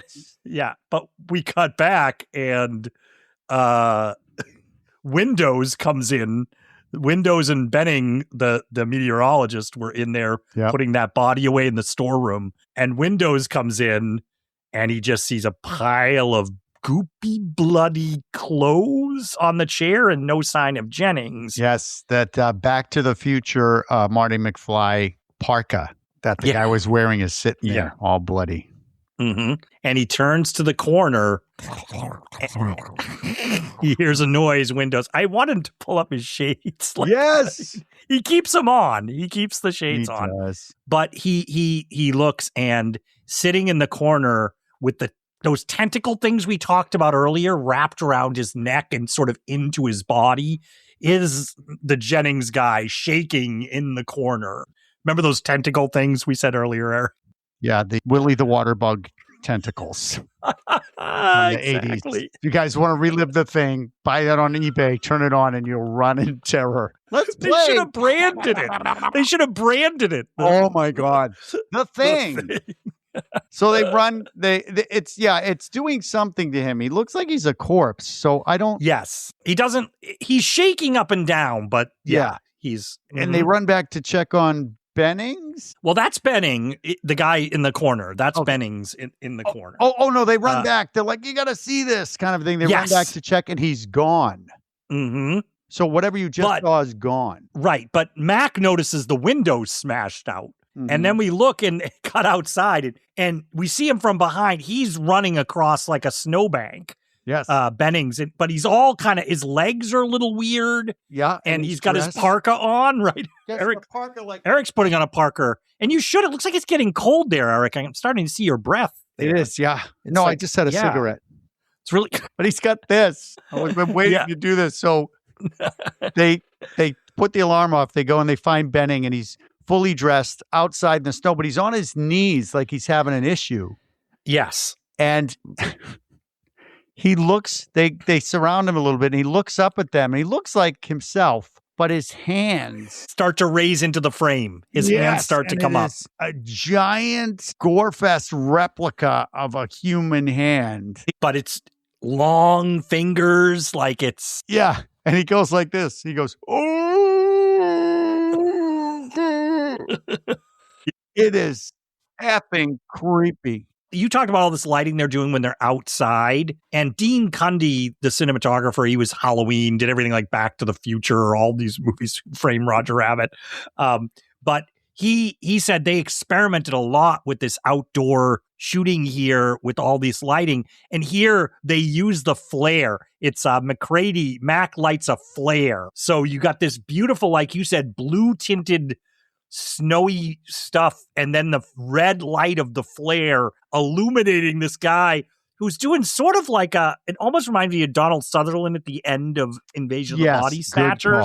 His mouth is a little elongated and he's got those weird hands and it's like, oh, it's just really chilling. It's chilling. Chilling is the word. So they knock over one of those huge drums of gasoline. Mm-hmm. And they just use the flare and they set him on fire. Mm-hmm. And is it Gary Gary, eyebrows, Gary. He just can't handle it. He's like, oh.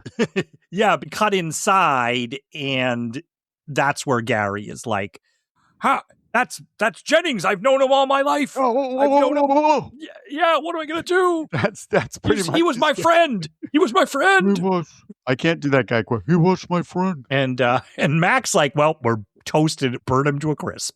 Yeah, they got to burn it. They got to burn the rest of them. They said, right? Yes, all the other those things that are around, everything's just got to be toasted. Okay, because so here's what we learned, right? Just making sure is that you'd have to destroy all of the cells in order for it to be dead, right? Okay, so if you set something on fire and burn it to a crisp, did you destroy all the cells? Well, they'd be transformed if you burn it completely, right? Because they'd be transformed into something else by that. But is right? They wouldn't be cellular material. So it wouldn't be cellular. Okay. So because what they did. Well, there are cells, right? But they wouldn't be living, right? They'd be all dried out and desiccated. I don't know. Like, does bone marrow have cells? Welcome to Science Corner. Welcome. On Midnight Cinema. Science 101. But they do plow it over. They plow the whole thing over. Yeah. And I think I watched it. They had the thing. And I think that really is Kurt Russell shooting a flamethrower into that pit. Yeah. I do. I think he does. Because I think I see him. It reminds me of Once Upon a Time in Hollywood with Leonardo DiCaprio using a flamethrower. Talk about another movie. No, but it reminds me because I think I saw Kurt Russell just sort of going like, wow, yeah, that's hot. I think the actor. Well, I know he had something about the flare where he had to talk fast because he's got a 90-second flare. It's like, what are we going to do? Ow! But they're plowing over the range. They hear banging noises and they go over to the helicopter. Yeah, but Mac sees somebody running from a helicopter with an axe. Yep. And running in, yeah. And they go over to the helicopter and it's destroyed. Just I was thinking like, why don't you go check out the radio in the snow can? Why don't you go check it out? Then we hear a shot. We hear somebody shooting inside the building. Yep. And we go in and Wilford Brimley is going nuts. I love it too. Wait, I'm going to do a quick Wilford Brimley. Okay. Right? Oh, I'll kill you. And the gunshots are like my favorite gunshots. They're like, but he's destroying everything. Yeah, he's putting axe into the computer equipment, the communications equipment, and poor Windows. Windows is not having a good day, Eric. No, he must have beat the shit out of Windows. I can picture him picking Windows up and slapping around. Because he just went through that thing with Jennings. You know, he was the one who found Jennings. And now he's getting beat up by Wilford Brimley. Yeah. Well, he had his Quaker Oats. He's pretty strong. And they say he killed the dogs. He also killed Yes. Yeah. And he did. Apparently there's a plethora of axes up here. Yeah.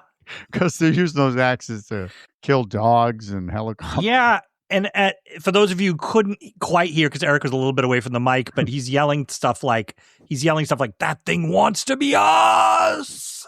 I love the way he stresses that. Subtitles for that, you'll get a lot of. Yeah, he's just saying things. So Mac is kind of smart. He says, get a card table from the rec room. And Mac charges him with the card table. Yeah, because he runs out of ammo. Mm-hmm. Which I love it. Just you see this. He's such a nice guy, and he's like, "I'll kill you," and he's like a bear. It's like fighting a wrestler. Yeah, he's pretty. And they subdue him, and then we cut to how they said he killed the dogs. We cut to Clark looking at it. Looks like a pile of dogs with an axe sticking out of it. 2 dogs. Okay, but it looked like it's a pile. It's a whole stack of dogs. But like you said, another axe, Eric. Good point. Yeah. So like a lot of axes. It's that fireman's axe too. It's one with the little thing in the back of it. Right. Yeah. Arctic Outpost. Yeah. Arctic. Make sure you have your act. That when you get there, that's what they give you. I think that's the slogan. Winter fun with an axe. Yeah. When you show up, they give you J&B Scotch and an axe. Yep. Or you could get what do they have? Stolchanea too. You can always, if you want something clear. But they take Blair to the tool shed. Yes, they're going to take him up to the shed to get him out of there. Clearly, he's not doing well. Yeah, So and they bring him up to the he has the best voice in the world because Mac's talking to him. He's like, I don't know who to trust. Mhm.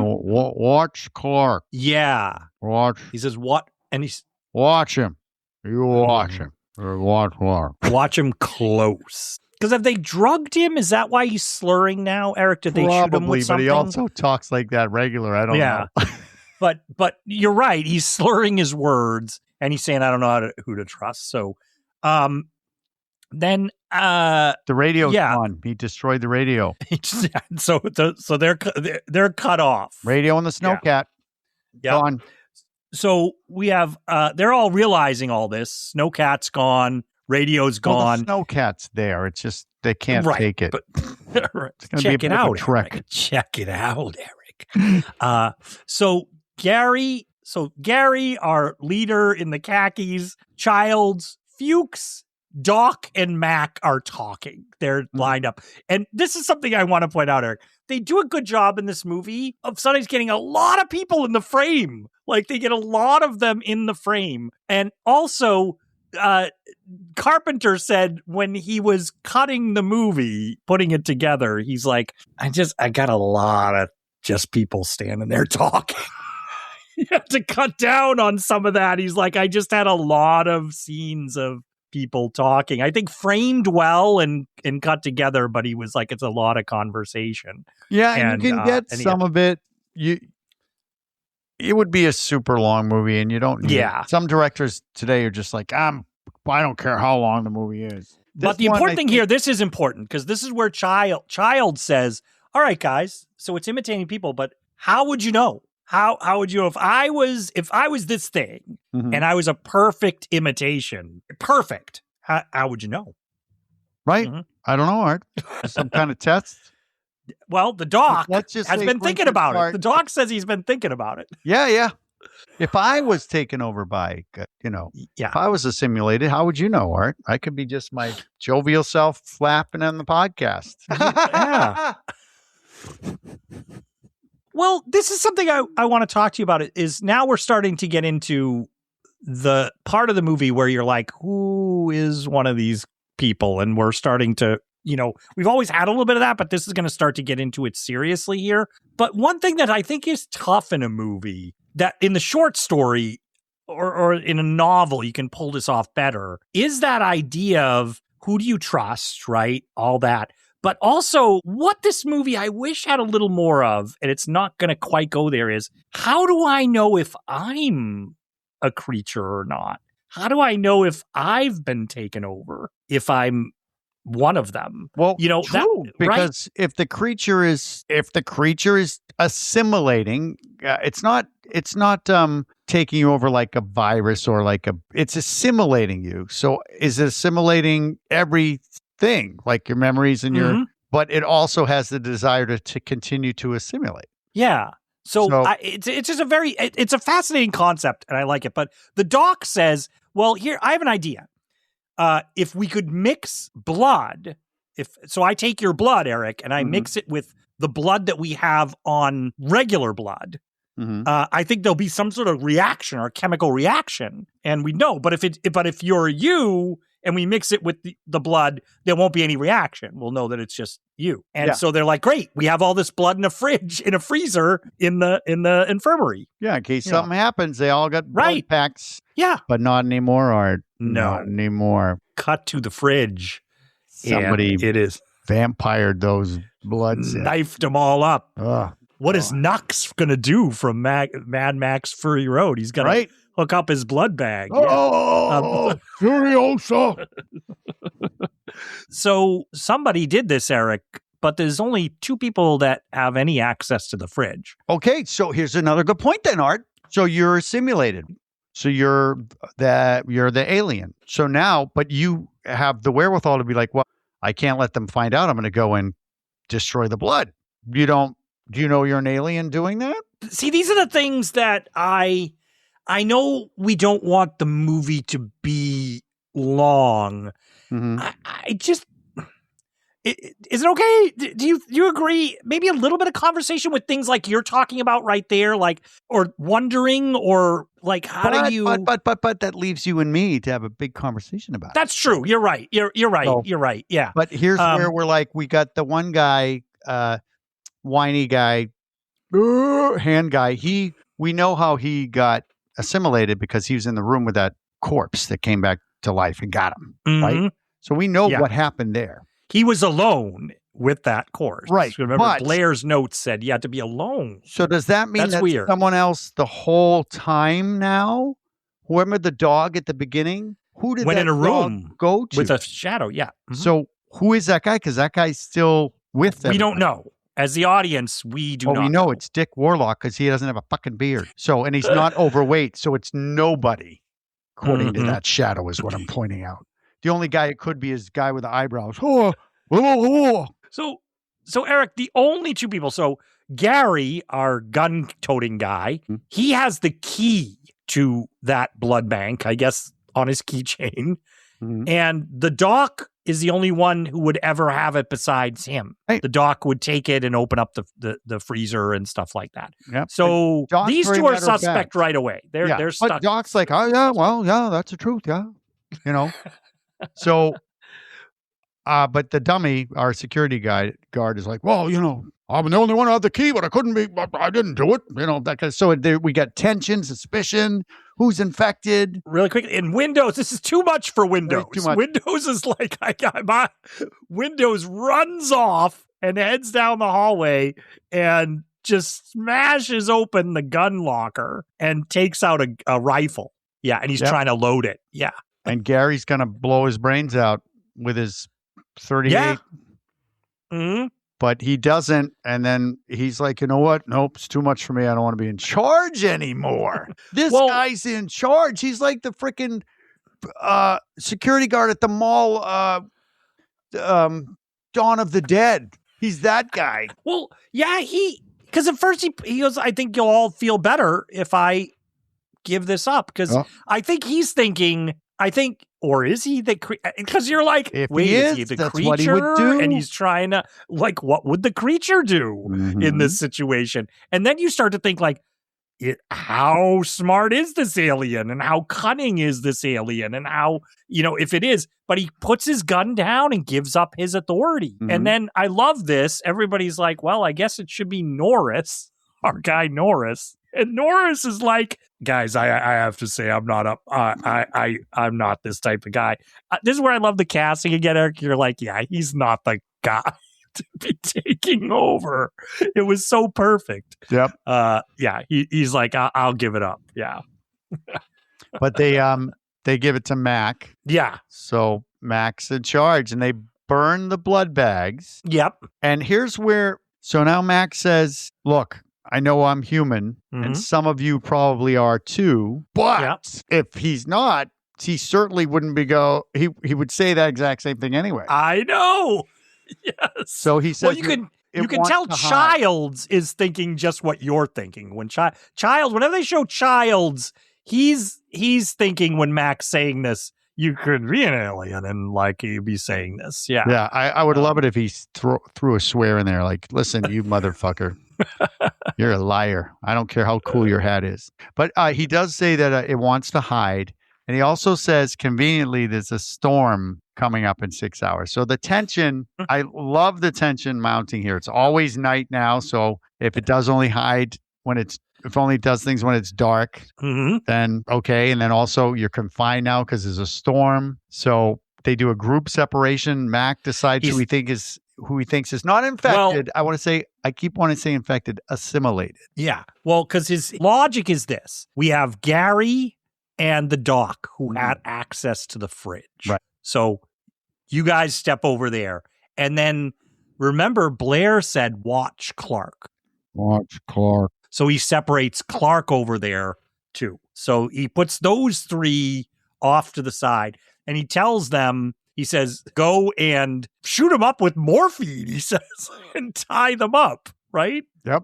They got to be tied up. Yeah. So I thought it was I thought it was Doc, Childs, and Gary. No, that's for later. Okay, this is at this moment. This moment, right. He does this moment. He separates them, and that was the logic. Those three people put them aside, and then we cut to drama. No, well, we cut to the one-man show. The one-man show. He's got to do his recording. Yeah. Mac does a recording on a tape player. Yep. I don't know why I like that scene, but I just like it because he goes, nobody trusts anybody now. And then he plays it back. Nobody trusts anybody out. And see, now I'm starting to think like you are, which is driving me up a wall. Okay. Because I keep thinking, is the tape recorder assimilated? Is that what they're trying to tell us here? You're seeing it and everything. But Eric, I thought you were going to say you were like, this is Jack Burton on the Pork Chop Express. Last survivor of the Arctic, signing off. Mix them all together. Yeah, I thought that's you know what I say at a time like this? Mm-hmm. You know what I say at a time like this? But yeah, this is the paranoia. This is him getting to verbalize paranoia. This is where I thought they could have slid in, Eric, just a little bit about, I think I'm not assimilated, but would I know? Would I know? That's what I thought. That's what I thought they should just a little bit in there. They could have slid that in. So he's not a thing. What do you think, John Perry? Put your comment in. Is he a thing or not? Does he know what he know? Was that really the jacket from Back to the Future that they used? And he's also saying on that recording, we should say, which I'm like, yes, Mac. He's like, I think it rips through their clothing. I'm like, no. Yeah. No. I was like, do you think that massive dog creature would rip through your clothing? Like, come on. Nah. Like, yeah. That's why you got to put on new clothes. Yeah. And then he goes in and we get just a little scene here, and it's oh God, you're going to kill me. Am I? I'm pointing out it's a split diopter shot, which I always like to point to see in movies. About? So MacReady goes and we see Fuchs. Good job, Art.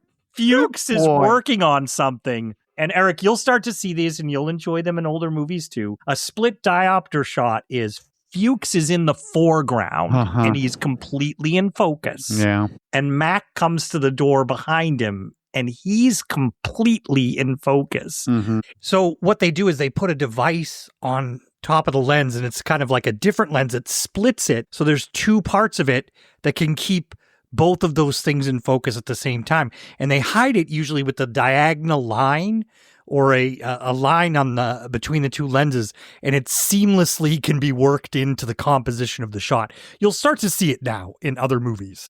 Yes, and seven out of 1,000 people are going, that's amazing. Did you see what they did there, Nigel? But I always enjoy when I see them in a movie. No, I'm like, it's a split diopter. I'm telling you, I'm learning a lot. Like the guy, John Perry, friend I'm talking about, who's listening right now, because he made me do this. Okay. Because he was talking about a key light. And he said that, the best way to do a key light is from the other side. Instead of shooting it towards the camera, you shoot it behind the camera. And I was like, what? 'Cause he was explaining all these things to me. I'm like, oh, nerd. So split diopter shot there, and there's one more coming up. Oh, later. God damn it. Yeah, but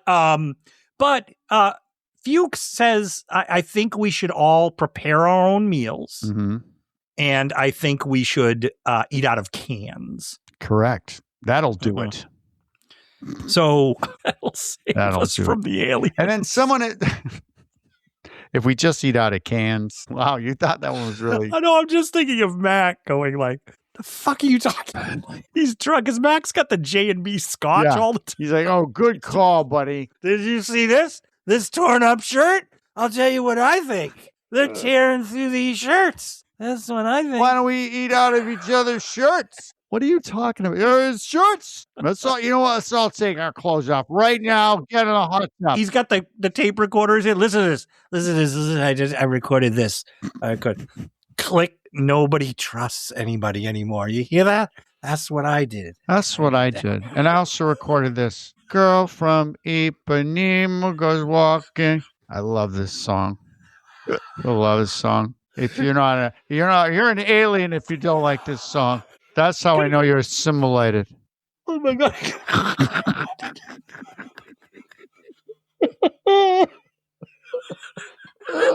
Oh, it's not that late over here. It's only Oh like my God. 6:30. Oh boy. Okay. So, He's playing it back and he does it where you press it halfway so it sounds like he's talking fast. Nobody trusts anybody anymore. Nobody trusts anybody anymore. Oh my God. Okay, but anyways, back to the thing. back to the movie. Back to the Who has movie. the So candle? Fuchs. There's a candle, the jump shadow. Well, yeah. So Fuchs, there. Mac leaves, and we get a jump scare, right? We get a Yes. little jump scare here It's because Fuchs Fuchs. hears something. Fuchs! We go, Fuchs, God damn Fuchs. you. God, I'm in Norwegian, Eric. It's Oh no, Fuchs. I'm sorry. You're right, Art. The Norwegian, it's Fuchs. I feel so bad. I had a barracks mate in the army whose name was Fuchs. I don't know And why you I just called him can't do it, Fuchs. Fuchs. Yeah. So, anyways, Fuchs hears a noise. He goes to the door and whoosh, something goes running by the door. It is a genuine jump scare. I jumped. Yeah. And he goes outside with the flare and Mac's clothes, it says MacReady, are on the ground. Torn up. What? Yeah, we'll talk about this later, but I don't. Yeah, so they're all torn up. So everybody's suspicious, right? Mm-hmm. So we get back to the break room, and MacReady is having them split up. I can't really. Are they? They do. He's They having split up to find split up Fuchs. to find Fuchs because I guess they haven't seen Fuchs. Yeah. And so, but it all happens. I feel like there was something cut here. I feel like they fused something. Like Probably. we're suddenly here to looking for Fuchs, but which is okay. It doesn't feel like it. Just but it seems sudden. Palmer, our acid trip guy, he does not want to go with Windows. They pair him up with Windows. He's like, I'm not going with him. I'm not going with Windows. Yep. Then that storm's brewing, and I think they're going to go out to the shed to check on Blair. to check on Blair. Remember Blair? Mm-hmm. He's out there. Wilford Brimley. He's still out there. He's still in that shed. Mm-hmm. And So he goes out. So MacReady and a couple of others go out to the shed, and I love this scene. I love this scene. I love it's great this because the little shed scene. is locked from the outside. And they just have a little like door that you open up. Because that makes sense. You would lock a shed from the outside, right? And they boarded up the windows, all the windows too. Yeah. They So he's boarded in there. Mm-hmm. And so MacReady looks in, and when he opens it up, I just love this detail. Wilford Brimley's sitting there eating Dinty Moore beef stew out of a can, and he's got a noose, a hangman's noose hanging from the ceiling in front of him. Yes, and specifically a hangman's noose. So it's got the 8 Yes. things, which doesn't make sense because that noose doesn't work. You need a slip knot, Blair. Mm-hmm. So you blew it. But we're too when we see nooses, we have to have them look like that. Otherwise, we wouldn't know it's a noose. Yeah. But he's just sitting there eating his I beef love stew. the dialogue. It's great. It's great. Do you want to do a little? You've been doing your Wilford Brimley. I sure. You know, I'm all better now. I wasn't before, but I'm better now, and I'd like to come back inside. I hear funny things out here. Funny things. So he says, like, It's great because it's eerie and strange, and he seems genuine. You're like, because and I like Kurt Russell's performance because Kurt Russell is giving a lot of pauses while he's looking, and you see that Kurt Russell is kind of MacReady is he okay? He seems okay, like not okay because he's got a noose, but like I'm not gonna let him back in. But what's going on here? And then he says, we're looking for Fuchs. And Blair's like, it ain't Fuchs. It ain't. He's very determined that it's not Fuchs. So but as a watcher, you're watching this movie and tracking along, you're thinking, oh, Blair said earlier, watch Clark. So what you think here is he's re-emphasizing to MacReady, it's not Fuchs. You're on the wrong track. but it still So doesn't. You're like, wait. And who's right now? Every time you say Fuchs, I'm like, who's Fuchs again? Who is it? He's our guy who went outside. with the glasses. You have to remember. What's so funny is you have to even remember he wore glasses, Eric. Right. Because that's going to be Fuchs with important. the glasses, not the other guy with the red hair, who's kind of like Fuchs. No, so Fuchs has glasses. Mhm. Right.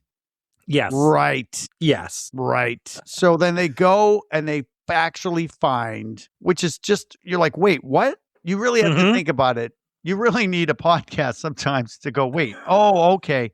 They find a burned corpse outside with and they're like, glasses. "Who's that? Who's that?" And handily, you just said it. Eric, they find glasses in the snow. But And then so- I'm like, what happened? Well, they're trying to put it together too. They're like, did he get attacked, or did he try to burn whatever was attacking him, or did he try to kill himself before he got assimilated? But that's what they say. You wouldn't burn yourself with a flamethrower. So we don't know what happened. I don't think we ever really know what happens to Fuchs. Mm-mm. He's there and then he's gone. Yeah. Right? Mm-hmm. Yes. And then they notice Mac's like, well, we should check my place. I guess he has his own place. Yeah, it's a nice little piece of revealing because he's talking to him and he's like, you go back inside. He says, I think to Norris or somebody that's with him. And he goes, you, Knowles, our roller skating guy. He goes, you and I are going to go to check our place. And Knowles is like, why? And he goes, because I turned my light off when I left. Camera swings around and the light's on up in his little. Yes. It was good. I like it. I like it. So Knowles, roller skating guy, and Mac go up to his shack, because Mac's shack is like the penthouse or something. You notice that? It's like it's elevated up. He's like above everything. Yeah, he's got his own computer. Well, not anymore, but yeah. Yeah, it's great. So they're going up there, and then we cut it. It seems like it's been a little bit of time, and they're not back yet. They're not back. So we're inside. But they start boarding up the place. They said, well, they're not back yet. We're going to board it up. Yeah. With what, Art? Norris. With what? Well, as you know, Eric, wood is just anywhere you go in life. Just everywhere you everywhere. go, there's 2x4 and 4-inch nails. Everywhere Plenty you go. of it. Mm-hmm. Yeah. At least they're doing it right. They're boarding it up with they got one 2x4 and they're putting it up against a doorknob. At least that makes sense. Uh-huh. You know? So And Norris, this is something that Norris doesn't look too good. Norris, our guy that we were talking about earlier, he doesn't look good. Mm-mm. And he's kind of his chest pains. He goes, ah. Yeah. Now, I sent you the behind the scenes version of the podcast. I sent Eric the first page of the screenplay. Yes, for this movie, and it tells you a little. I actually liked it. I'm like, this is good for somebody writing something, Eric. Very. I know little. I know. No, but it's very little. But I think they do a good job of outlining characters very briefly. Like, for instance, what's MacReady, Eric? MacReady where is he? He's up here. Okay, ready? Yeah. Helicopter pilot. Likes chess. Hates the cold. The pay is good. Right. So That's it. That's it. But you got Norris. Our guy just went, yeah. He's 44 years old. Mm-hmm. He's stocky, rugged looking, a geophysicist, an incipient heart condition. Right. Which is something that you wouldn't know that at all. We wouldn't know that in the movie.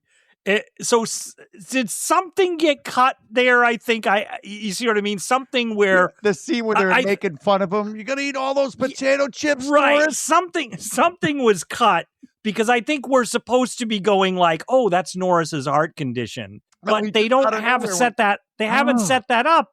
So what happens is you're going, Norris looks weird. He might be one of those things. It's like, I think it's something missing here. Let's hold that. What you just We'll hold said, that thought. We'll hold that thought. Right. I'm going to hold that thought. Yeah. And speaking of hold that thought, Fuchs. Yeah. Remember Fuchs, your favorite character? Are you talking about Fuchs, Eric, or Fuchs? Which one are you talking? Fuchs. Oh, Fox.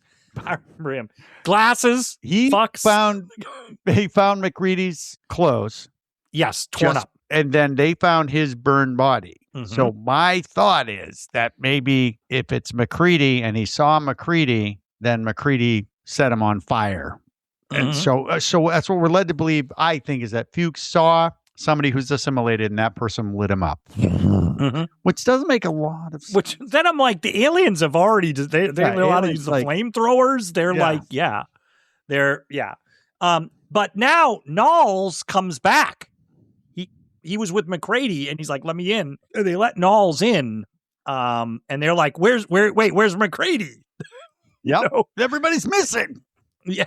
And Knowles is like, look, we were up in his place and I found this. And he shows us it's MacReady's shirt and it's all torn up. Yep. But that's what we also saw. We saw MacReady's something. So he's like the Incredible Hulk, maybe? MacReady's like ripping his clothes apart. And what I love is, as he's saying this, right, behind him, the door handle is moving. Yeah, and there's fighting. The doorknob. And the door handle is moving. And it's a classic John Carpenter. This is John Carpenter, horror director there. And and then they're like, oh, board it up. Don't let him in. Because he's one of the things. But then one of them is like, no, open the door. Yeah. Because we got him right.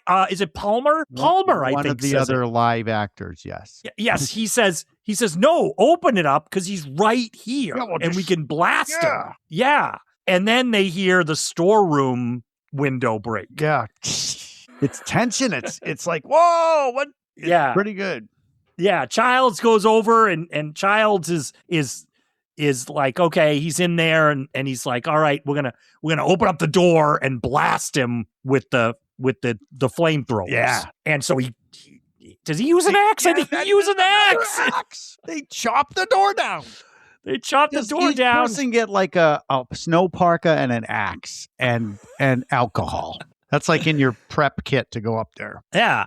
And so Childs, but Windows, I like in the background, Windows is going like, but guys, what if we're wrong? What if we're wrong? We can't kill him if he's wrong. So there's a lot of things, like you said, going on in this scene. It's tension, excitement, what's happening, and the moral quandaries are being thrown around. And if you guys are listening and you're like, who's Childs? Who's it? It doesn't. You just when you watch the movie, you'll be like, who is that? What is it? It's the guy with the. It's the guy with the.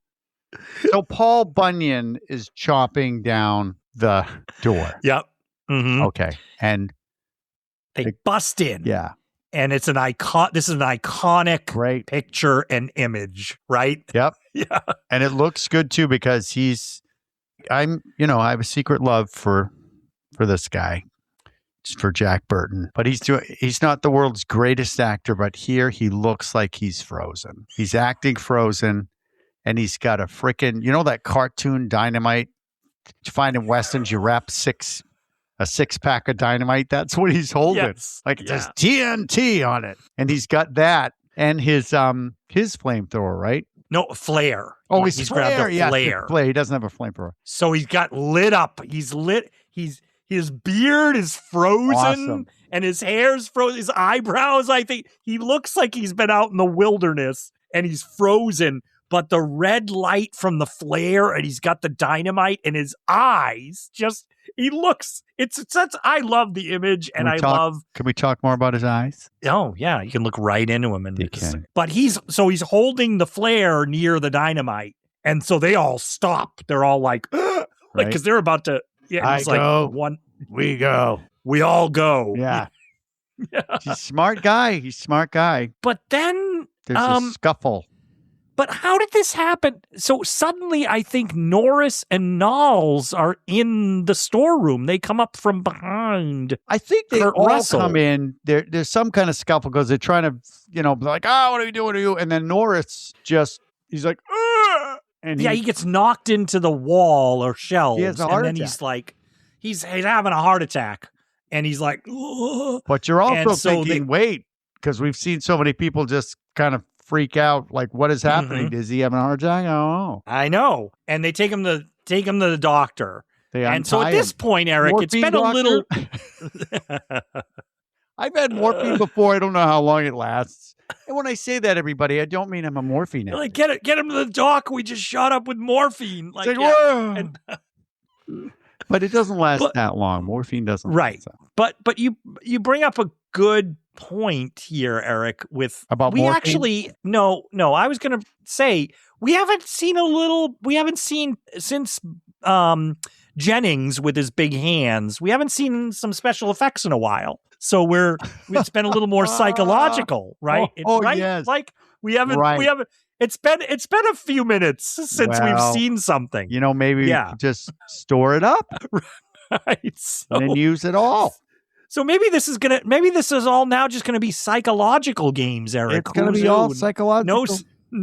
No special effects. So because the doctor's going to start working on Norris. He's giving him, mouth to mouth. He's giving him CPR. Puts him on the table. Everybody's there.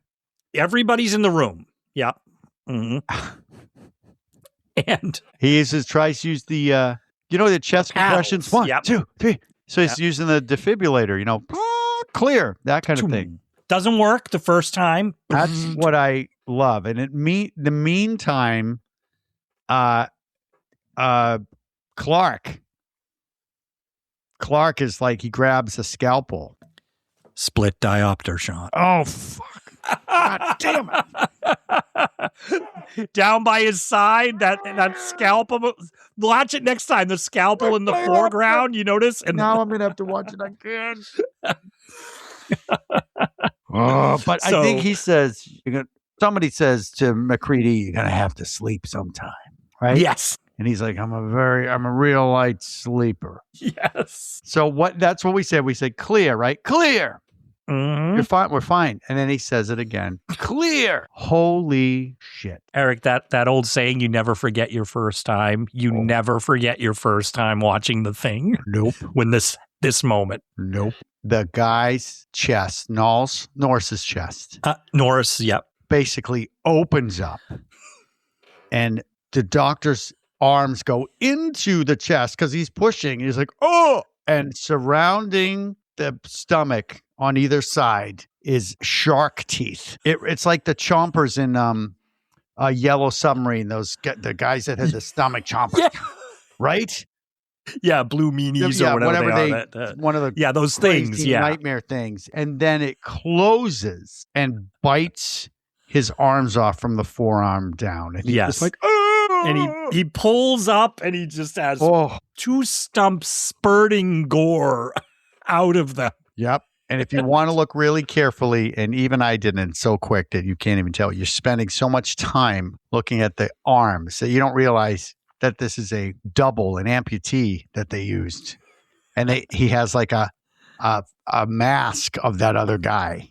But it works great. I was just like, holy shit. And we didn't even get started. No. We don't even get started. Everybody's screaming. But that's like the start of the fireworks. Bum, bum, bum, bum.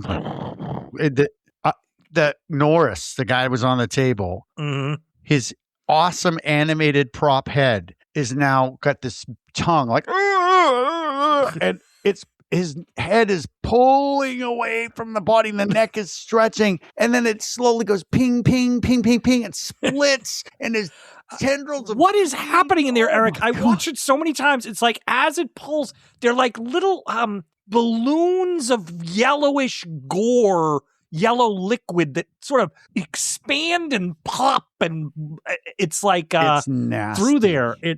There's so many things going on in that effect shot. And this is where Rob Bottin is showing you what a master he is at a young age. I think this scene actually caught on fire when they were shooting it once because of whatever they were using. The body caught on fire and they lost the whole corpse. But it's disgusting, and the head is trying to escape like off the table, and it hangs off the back of the table. Because has MacReady shot it with the flamethrower at this point? No, the regular body yet? No. Okay. I don't think so. No.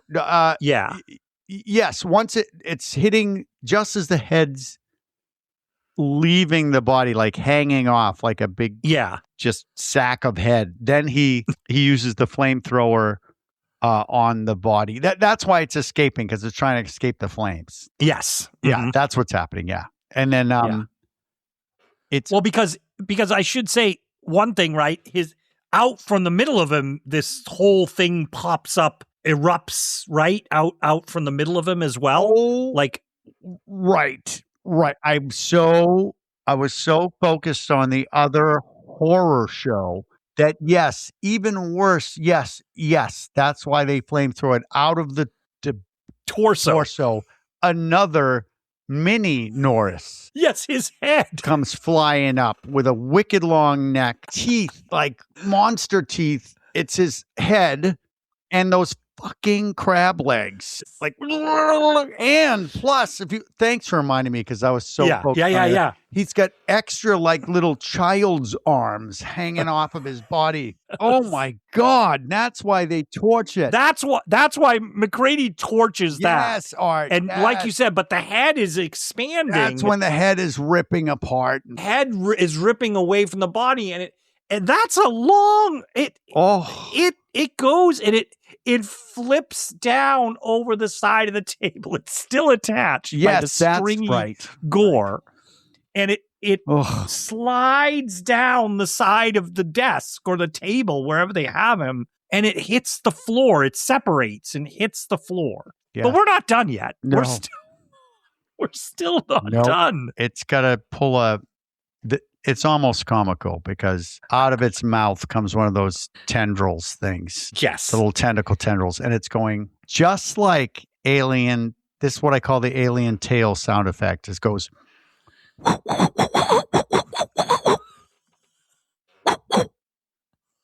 And it lassos a table leg. And it's pulling its head like, basically it's being pulled by its tongue in a way across the floor to hide. And it's leaving a big trail of slimy goo behind it as it pulls across the floor. So Eric, once again, we've been talking about this throughout the podcast. Audiences watching this. Oh my God. I just think when I read the reviews, they're like, and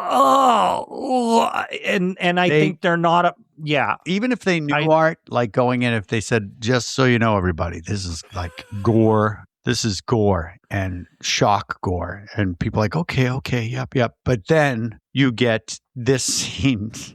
It's just like, there's no way I would have ever clocked that's going to happen. But it's so unnatural and I really appreciate it that I say this not lightly. Like in this area, you kind of have genius minds at work because they're creating things almost like Geiger did in Alien of something that is out of nightmare or doesn't exist on this earth. And so it's a transfixing and repelling thing all at the same time. Yep. Which is what I think you need. It's the thing. It's from like MacReady said earlier, it's from another world, man.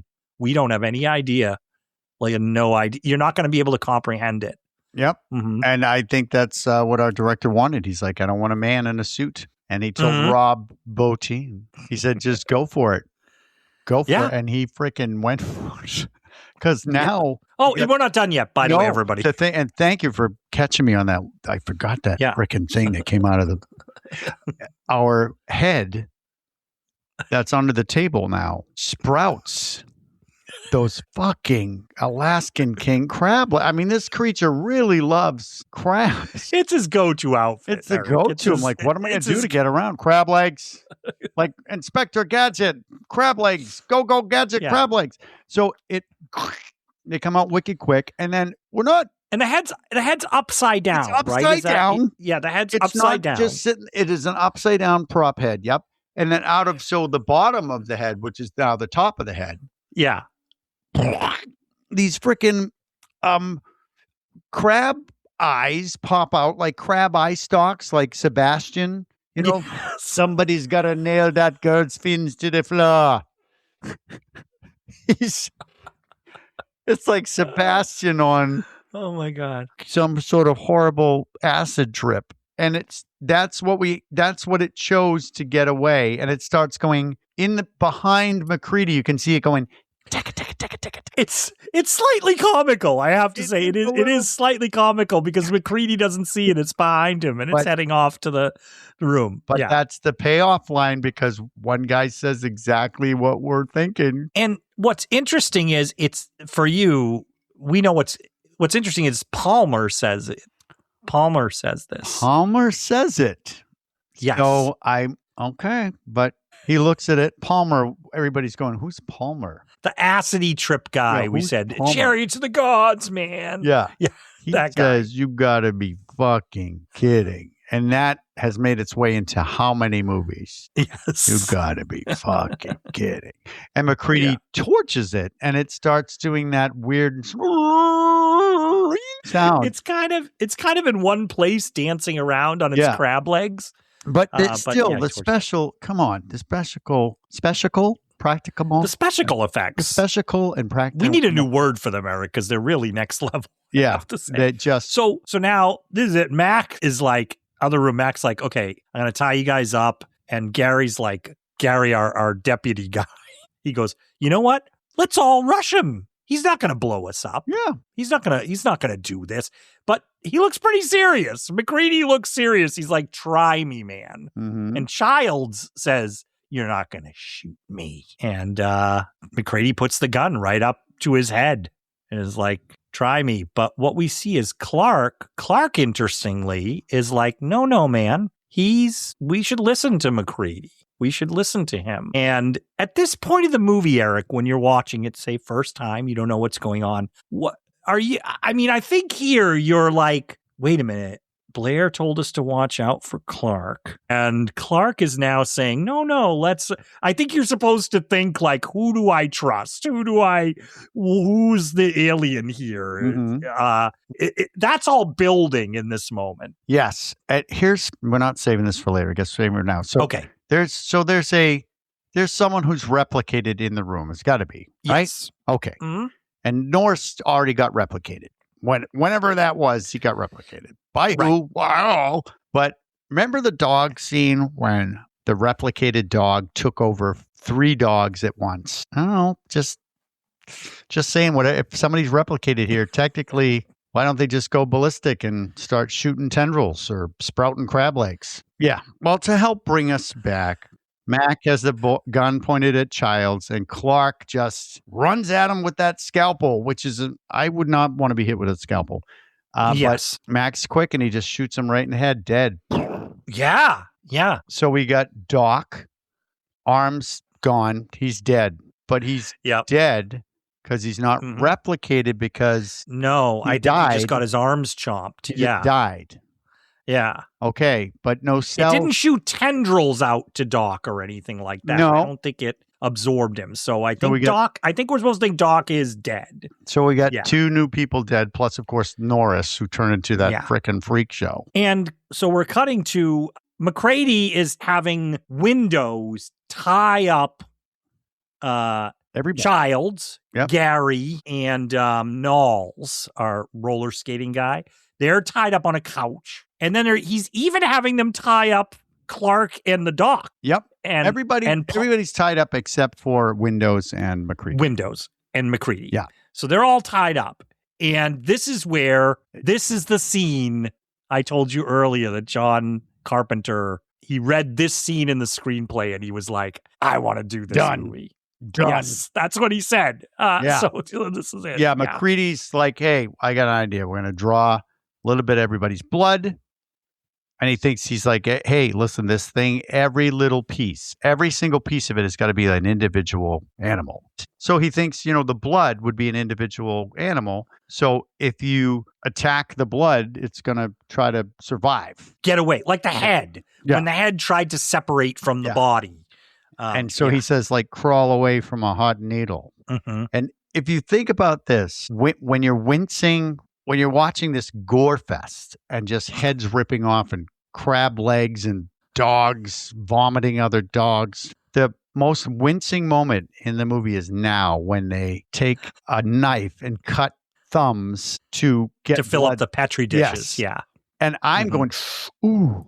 And then I said to myself when I was watching, I'm like, really? That's the one like, time I went, ooh. Come on, that's too much. You're Oh, like, that's God. too Oh, much. God, they could have used a needle.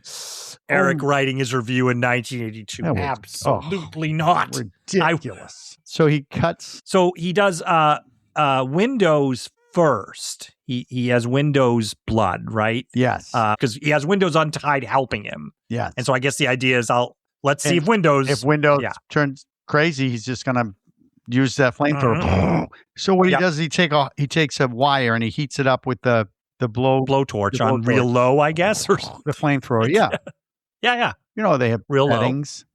Yeah. And then he goes and he sticks it. He's holding his hand like. And I have to say, Windows steps to the corner and he looks guilty as hell. My They God. make him look. He looks like This is it. the way they look.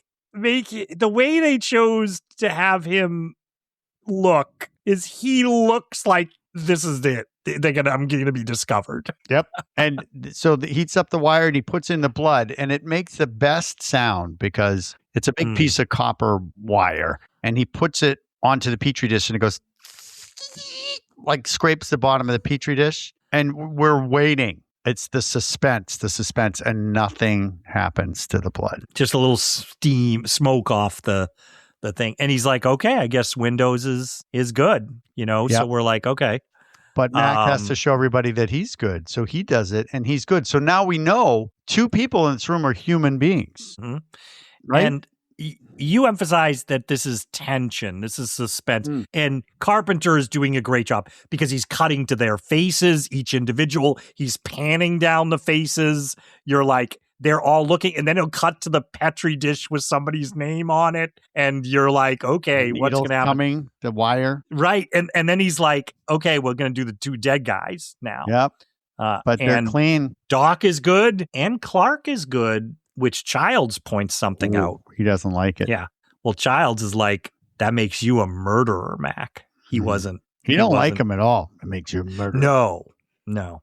Yep. And now we get Palmer, which is the dude, man, the guy. Right? Gotta be fucking kidding me. He's there. We got the doc. I mean, the security deputy guy. Eyebrows. Gary, for those. Yeah, Gary. And then we've got Childs. Childs, right? And they're and Knowles. And Knowles. Yeah. Mm-hmm. But they cut to Palmer, and when he's like, "All right, Palmer," and they cut to Palmer, and Palmer does this expression on his face. He's like, He just does this thing like, And then Gary says, come on, this is nonsense. This doesn't prove anything. Awesome. So you're thinking, oh, Gary's nervous about this blood test. Mm-hmm. Right? That's what your brain, I can see the filmmaking working. It worked. And great. then MacReady says, oh, Gary, I know you're nervous because you're the one with that key. And as he's speaking. Yeah, he says, we'll do you last. We'll do you. And he's talking. So we're in the middle of the dialogue and he puts the hot needle into Palmer's blood. And once again, a couple of moments in this movie you never forget when this first happens. I showed this I just happened to be getting that scene, and my daughter and her girlfriend, I'm like, guys, come here and watch this for a second. Like, watch this. And then he's got the needle and he says that thing, and then he puts the needle down, and they both went like that. And I relived that moment. Oh, great. Yeah, because when he puts that hot needle on that Petri dish, which is a prop hand, if you look really carefully, it's not his hand. It's a gotcha. It's a setup because they had to do a practical effect. The blood screams and pops out of the Petri dish, but in a little glob of like a holy shit. And then it hits the floor and the blood is scattering like it's, lemmings trying to go back to their holes. Like, and then amazing. Like this movie has done a million times, Eric, so far, mayhem starts to ensue. Oh my God. Just absolute mayhem. Because Palmer starts shaking. Yeah, and they're tied up on a couch. Oh my God. Couch, not separate. And they're trying to get as far away from him as they can. And they're just so funny. Yeah. Oh. Yeah. And he's starting to turn into a monstrous bloody mess. His face is like I was thinking of Big Yeah. Trouble Little China where that one of the guys, his face is blowing up. Yeah. This is a gory version of that. It's just like bulbous everywhere. And then he puts his feet down and they break through the floor and the couch goes at an angle. Yes. They're all screaming. It is just amazing. And his hands are changing. Yeah. It's blood. Yeah. And we should say MacReady can't get the effing flamethrower to work. Of course. It's It won't ignite. It's not igniting. He's in the corner and he can't. And poor Windows. Oh, but Windows, he's like, flame, you torch him. And Windows like, oh, he's too scared of looking at this thing that has done an exorcist move up to the ceiling. It goes up and hangs on the ceiling like it's doing a Matrix move or something. And then it drops down and stands in front of Windows. And Windows is just like, oh.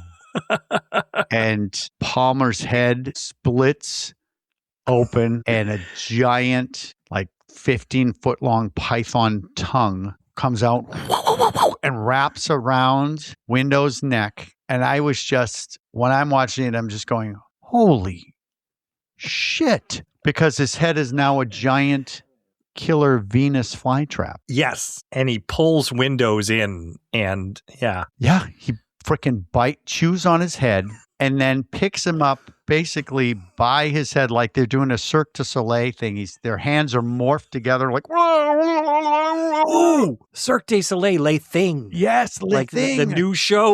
Le je ne sais pas. Yeah, it's all that kind of stuff.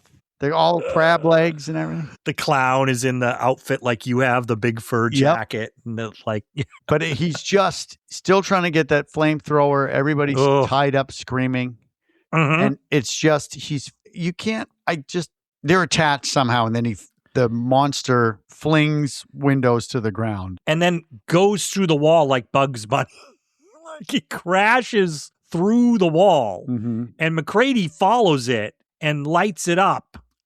Finally. But then he also throws like a stick of dynamite on it.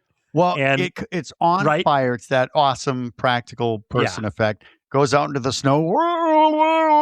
Yeah, and he just throws the grenade and it blows it up. Yep. Yeah. And Windows, this is what I mean. But he had much more time, though, to assimilate Windows. Yeah. Because Doc didn't get assimilated at all. No. No, good point. I see what you're talking about. Yeah. They made contact. Windows is now in the corner. Particle, I'm thinking would have. But he's like, because Windows headless now. He's headless. No, he's got a bloody. He's still got his head. He's got head. a bloody. But he's in the corner and he starts shaking. Yep. His body starts shaking, so Mac's got to light him up. Burns him up. So that's four people left. Yep. And none of them are infected because we have just proven that they are not infected. So unless they they finished we should say they finished the blood tests. Yeah. Mac finishes the blood test. So like Eric's saying, we know that they have passed the blood test, these guys. And I just have to say this is my favorite line in the movie. So I'm going to say it. Oh, I think I know what you're going to say. But our security guard with the gorgeous eyebrows is sitting there. Gary, and he's still tied up. And he goes, I just love it. I know you gentlemen have been through a lot, but when you find the time, I'd rather not spend the rest of this winter tied to this fucking couch. And did you notice, Eric? I noticed this. After he says that, they leave a little gap as they slowly fade out. And I'm like, there must have been laughs in the theater. They must have with test audiences. It was and after that. So they left a little, you can sometimes see, especially movies, 80s, 70s, they leave a little space for the audience there to laugh after he says it. But if everybody's forgotten, we still have one guy in the shed, right?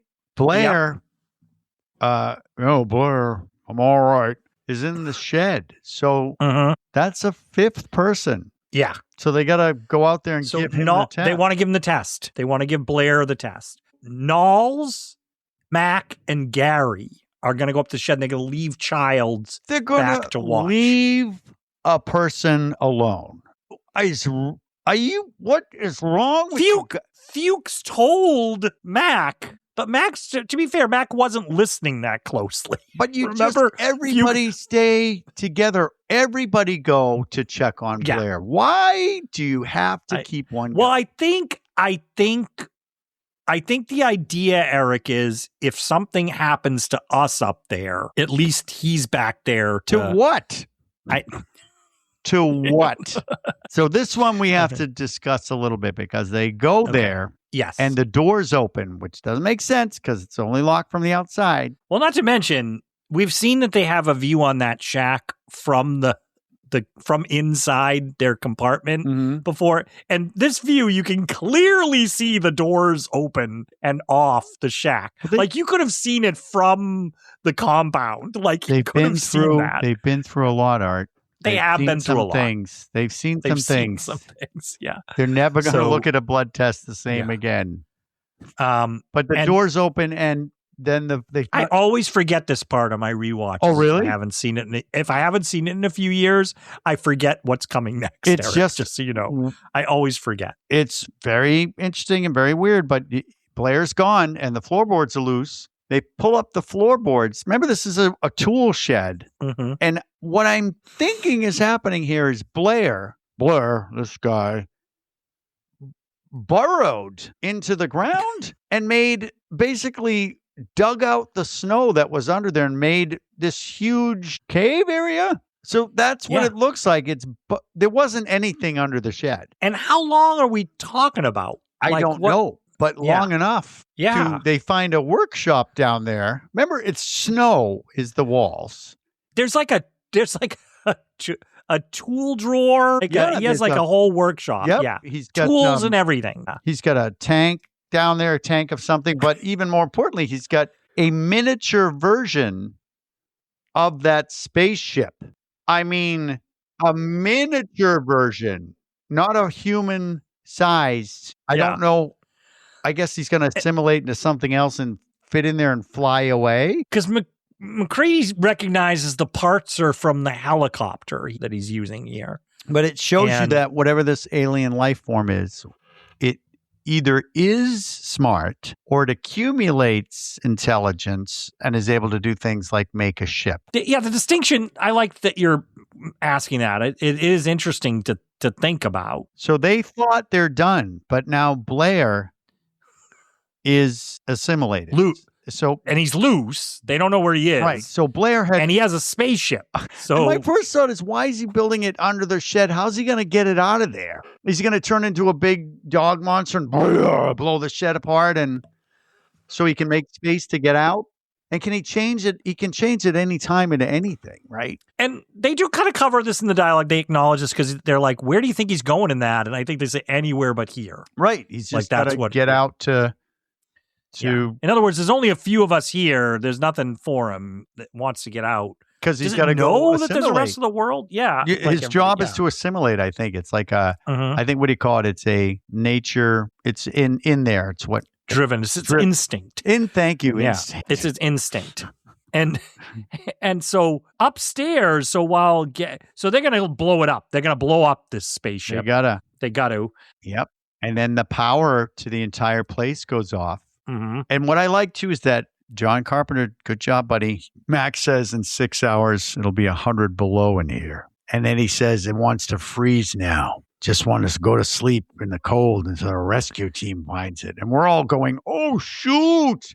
Oh my God!" So a whole new group of people will come, and it'll right. Just wants to freeze. It doesn't care. It'll wait it out. It'll wait it frozen out like it did before. Yep. Yeah. But the idea that it wants to do that. Yes, because it's got no choice, right? Because does it know already that they're blowing up the spaceship? Like, do you see what I mean? Like, it's like I just... Probably because they found... Because it won't... It will freeze. I guess it will freeze because it has to adhere to the fact that it's not whatever it has for a body, if that body freezes, it will freeze. Yeah. But the So- cells won't. Can cells freeze and die? Think so. I don't think you. I don't remember that movie, Iceman, from the 80s. Oh, yeah. They thawed him out, right? They did. But MacReady comes up with a good idea. Speaking of thawing out, he goes, well, maybe we'll just warm things up around here. Yeah. And this is where because- we realize they're not, MacReady's Yeah. ready to be like, hey, we're not getting out of here. Mm-hmm. Yeah. But neither is that thing, right? Yeah, because the generator is not only broken, it's gone. Well, yes. It's gone. Because they blow up the spaceship. Yeah. They drive that, remember the little caterpillar? They drive that through the wall to start setting everything on fire. But what's his name says the generator. They go down to the basement and they're like, I love that it has a basement with pipes. Yeah. Nice, creepy room. I thought when they were down there, I was like, oh, this looks like it could be one of Eric's attractions. Yeah. That's what I thought about this Yes. icy room with the water dripping. I was thinking about it. I'm like, ooh, what if I added ice? I always wanted to make icicles out of resin. But yeah, that's where Max says like, hey, can we fix it? And Gary's like, it's gone. There's no fixing it. The generator is missing. That's amazing. It's gone. So did the thing take it to power the space? Like, what's going on? Because the generator was there a few minutes ago. It's a little weird. Yeah. But so they're like, okay, like you said, they're like, let's start setting up charges. And so they're, you know what would be a good idea, Art? It's the remaining three guys together. Is split up. Split up. Just split up. Wilford Brimley's on the loose, eating, oatmeal somewhere. And they say, Childs is gone. So I guess they're like, what's going on? Let's split up. That's the smartest thing to do. They couldn't just together blow up sections of it. No. And so Gary, our gun-toting deputy, he's setting up charges. He's going down a hallway. They're really showing us this set, Eric. They're really, as he's laying the wire out. I'm like, Eric must enjoy this because they're really showing you all of it. Mm-hmm. But he turns the corner. His flashlight starts. His headlight. He has a headlight on, right? Like a hat. Yeah, and it's going out. So he's shaking it. Not working. Wilford Brimley jump scare. Got your Quaker Oats, right? But instead of having oatmeal for breakfast, as if we've seen a lot of things, and we're like, what else could they possibly do that's going to freak us out? Well, they did, because Wilford Brimley puts his hand on the guy's face and pushes his fingers into the guy's face like he's just like the one person just. So you can see it behind the cheeks and pushing the skin up. Really with the fingers good underneath there. I don't see. It looks real. It looks like the actor Gary, like that. These hands are in his mouth. And here's where I'm thinking though too is like the alien just can quickly. He just did that to one guy, right? Yes. So the other guys show up and he just shoots tentacles out to them. Yeah. He's got everybody at once. Why is he? And then he's instantly assimilated. The other guy's instantly assimilated. Gary, was he? Because then they show a shot of Gary's down on the floor and Wilford Brimley is pulling him, but it's almost like the hand is connected to the head now. It's like a dragging face. Right? He's dragging a stretchy face. Yep. Yeah, but they're fused. It's almost like they're fused together, Eric. Exactly. Right? So that makes me think that Gary's assimilated. So okay, so let's talk about that for a second. So do you think then Gary's assimilated? Mm-hmm. So when does the full replica of Gary appear? Like it doesn't. It doesn't. Because it doesn't. My guess is because now the alien's like, well, I don't have time to make this full reproduction of two people. I'm just gonna suck this guy up or something. I don't actually know. Yeah. I was just wondering what happens there. But so back at the they've split up and now they're even like, hey, sort of like Gary's been gone for a little while. Yeah, I wonder if he's having a smoke. I wonder what he's So- doing. But- Knowles Knowles and Mac. goes down the hallway to look for Gary. Because he hears a noise. Yeah. He just saw the most horrific things, and he hears a noise. Yeah. And decides to walk towards the He noise. doesn't even say to MacReady, who's right next to him, Hey, "Hey, I just heard something over there. I'm why going to don't go we check it out." load up on these flamethrowers that we have? Why don't we go back and get the guns that were in the wall? Oh, no, we set them on fire. Oops. So Knowles heads off down the hallway himself, and he's gone. He disappears. And MacReady's very busy. He hasn't noticed any of this. MacReady's setting up a plunger for like dynamite for explosives. Acme. It's the Acme dynamite. And I love this. MacReady notices that both of them are gone. And without even looking, he pulls the thing up on the plunger. Did you notice that? I love that. It's a kind of a cool move. Like he's like, And he lights the very long fuse for the dynamite. He lights he's got one stick right now. And he lights so it. he's walking, looking down this long corridor. And the movie's, I mean, I give it a little hand here because it surprises. It doesn't give you what you think you're going to get. It's shown you so many things. So he's just looking down this hallway. Nobody's there. Long, long hallway. Very quiet, very still. Yep. Yeah. Then it's what do we call this? The tremors? It's What's like the a first time Tremors we've ever monster. seen this? But In the movie, yeah. something underground starts barreling towards him, and all the floorboards are going boom, boom, boom, boom, boom, boom, boom, boom. Yeah, So and whatever it is- furniture that's there. Shelves are falling apart. It's Yep. like, And yeah. it's huge and fast. Yes. And then here's where it ages a little bit of aging. This is the one section where they used stop motion. I was going to ask you. I think that this is, yeah. Just so one it, little it, bit. It blows him off his feet. Yep. And a big hole opens up, and you start to see the tentacles coming up out of the hole. And then a bigger tentacle, almost like our little. If you guys know our artwork for our podcast, our little Yes. tentacle guy. Oh my God, maybe that's our little mascot. Oh no, reminded that me means of our icons have been assimilated. Ooh, yes. And this is where just for a second, I think they didn't do. There might be another version where you see more stop motion, but it's just that tentacle. Mm-hmm. But it takes the dynamite trigger that you were talking about. It grabs it, pulls it away. So that's gone. Pulls it out. Mm-hmm.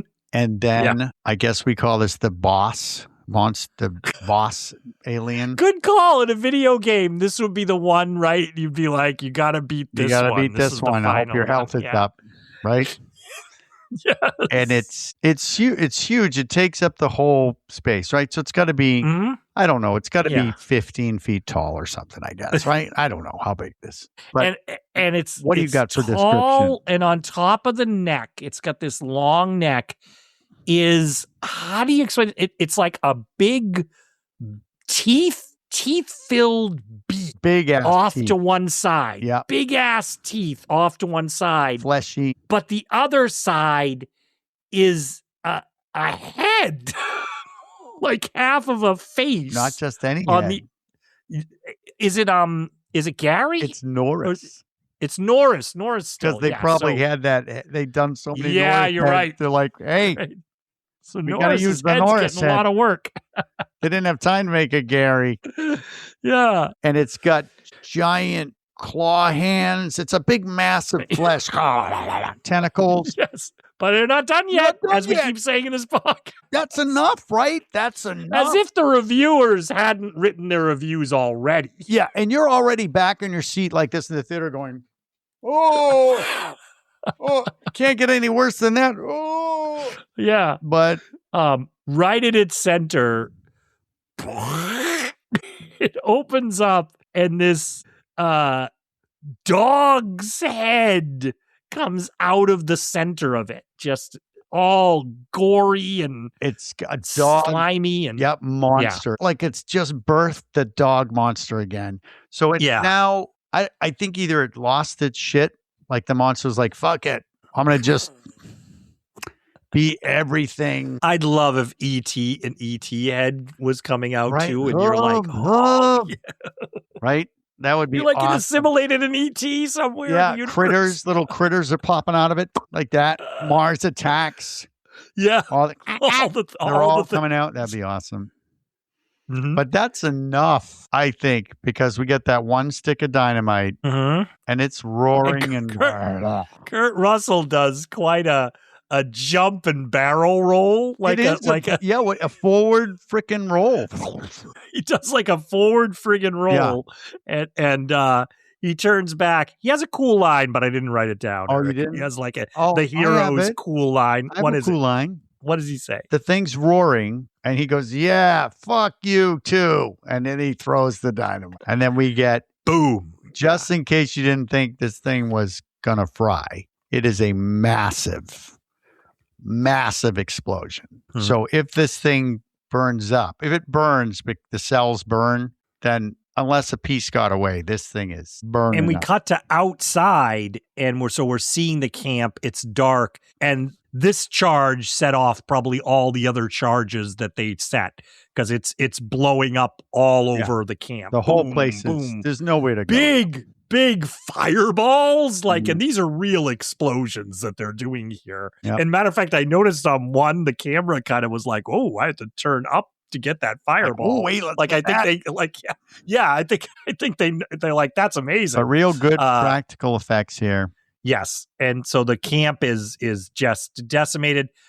Fun fact: we didn't talk about it earlier, but that Norwegian camp that we saw earlier that was destroyed is this camp. They shot those scenes after they blew up this camp. Oh, very Yes. clever. Yes, but so All that those smoldering, holes. That's why there's all those destroyed camp. huge ass holes in it. But they shot that afterwards. Wow. So, so that's it, and then we see. We kind of get ripped off just for.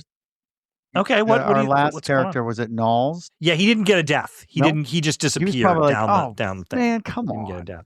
They're Everybody like gets special a effects death. budget, dude. That's I don't even get to see a charred remains. They're like, no, I know. no, you're Everybody gone. else got kind of a cool, See, like roller Um, skates. It starts going after him with Oh! roller skates. It's very Amazing. superstitious and It- coming after him. That'd be awesome. Then the thing after it assimilates him is on roller skates. Yes. It's like chasing Kurt Russell. Yeah, and it's falling because it doesn't know how to use them. Whoop, whoop, whoop, whoop, whoop. All right, so Mac is alone, Mac's alone in the midst of this burning, but has polar, somehow desolated place. he somehow managed, Art, to find that bottle. Yeah, that he's got been his J&B drinking. Scotch. Was it just right? in his jacket the entire time? I don't know. He had it all the time, He had so it all I'm the sure it was time. close Sturdy by. bottle. Doesn't He freeze. gets there. He sits down, and who appears behind him? Eric? Trying to think of remember? a name. I can't make up a joke name right now. Childs. Childs. Yeah, I was going to be like Childs. Remember the guy, Childs? The guy from the Grape He ran Nuts out. commercial shows up. Yeah. Grape Nuts. Hey, wait a minute. No, it's Childs. Childs who ran, was gone and now back Yeah. with a flamethrower. And, yes, he's Got a weapon. He's got his flamethrower. Yeah. And he says, "Are you the only one who survived?" And MacReady's like, "No," No. because meaning him. Yeah. You clearly survived too. And the place is kept on fire, and he's like, the fire won't last long. MacReady's like, neither will we. And then maybe we shouldn't, because they don't know. I mean, if it is the monster, in my opinion, one of them, the monster's so quick. You see how quick not the monster, the alien is. So you see how quick it is. Mhm. So if one of them is assimilated, and it's not MacReady because we've been with him the whole time, then it would happen here, right? Well, Hmm? do we know it's not MacReady? I don't.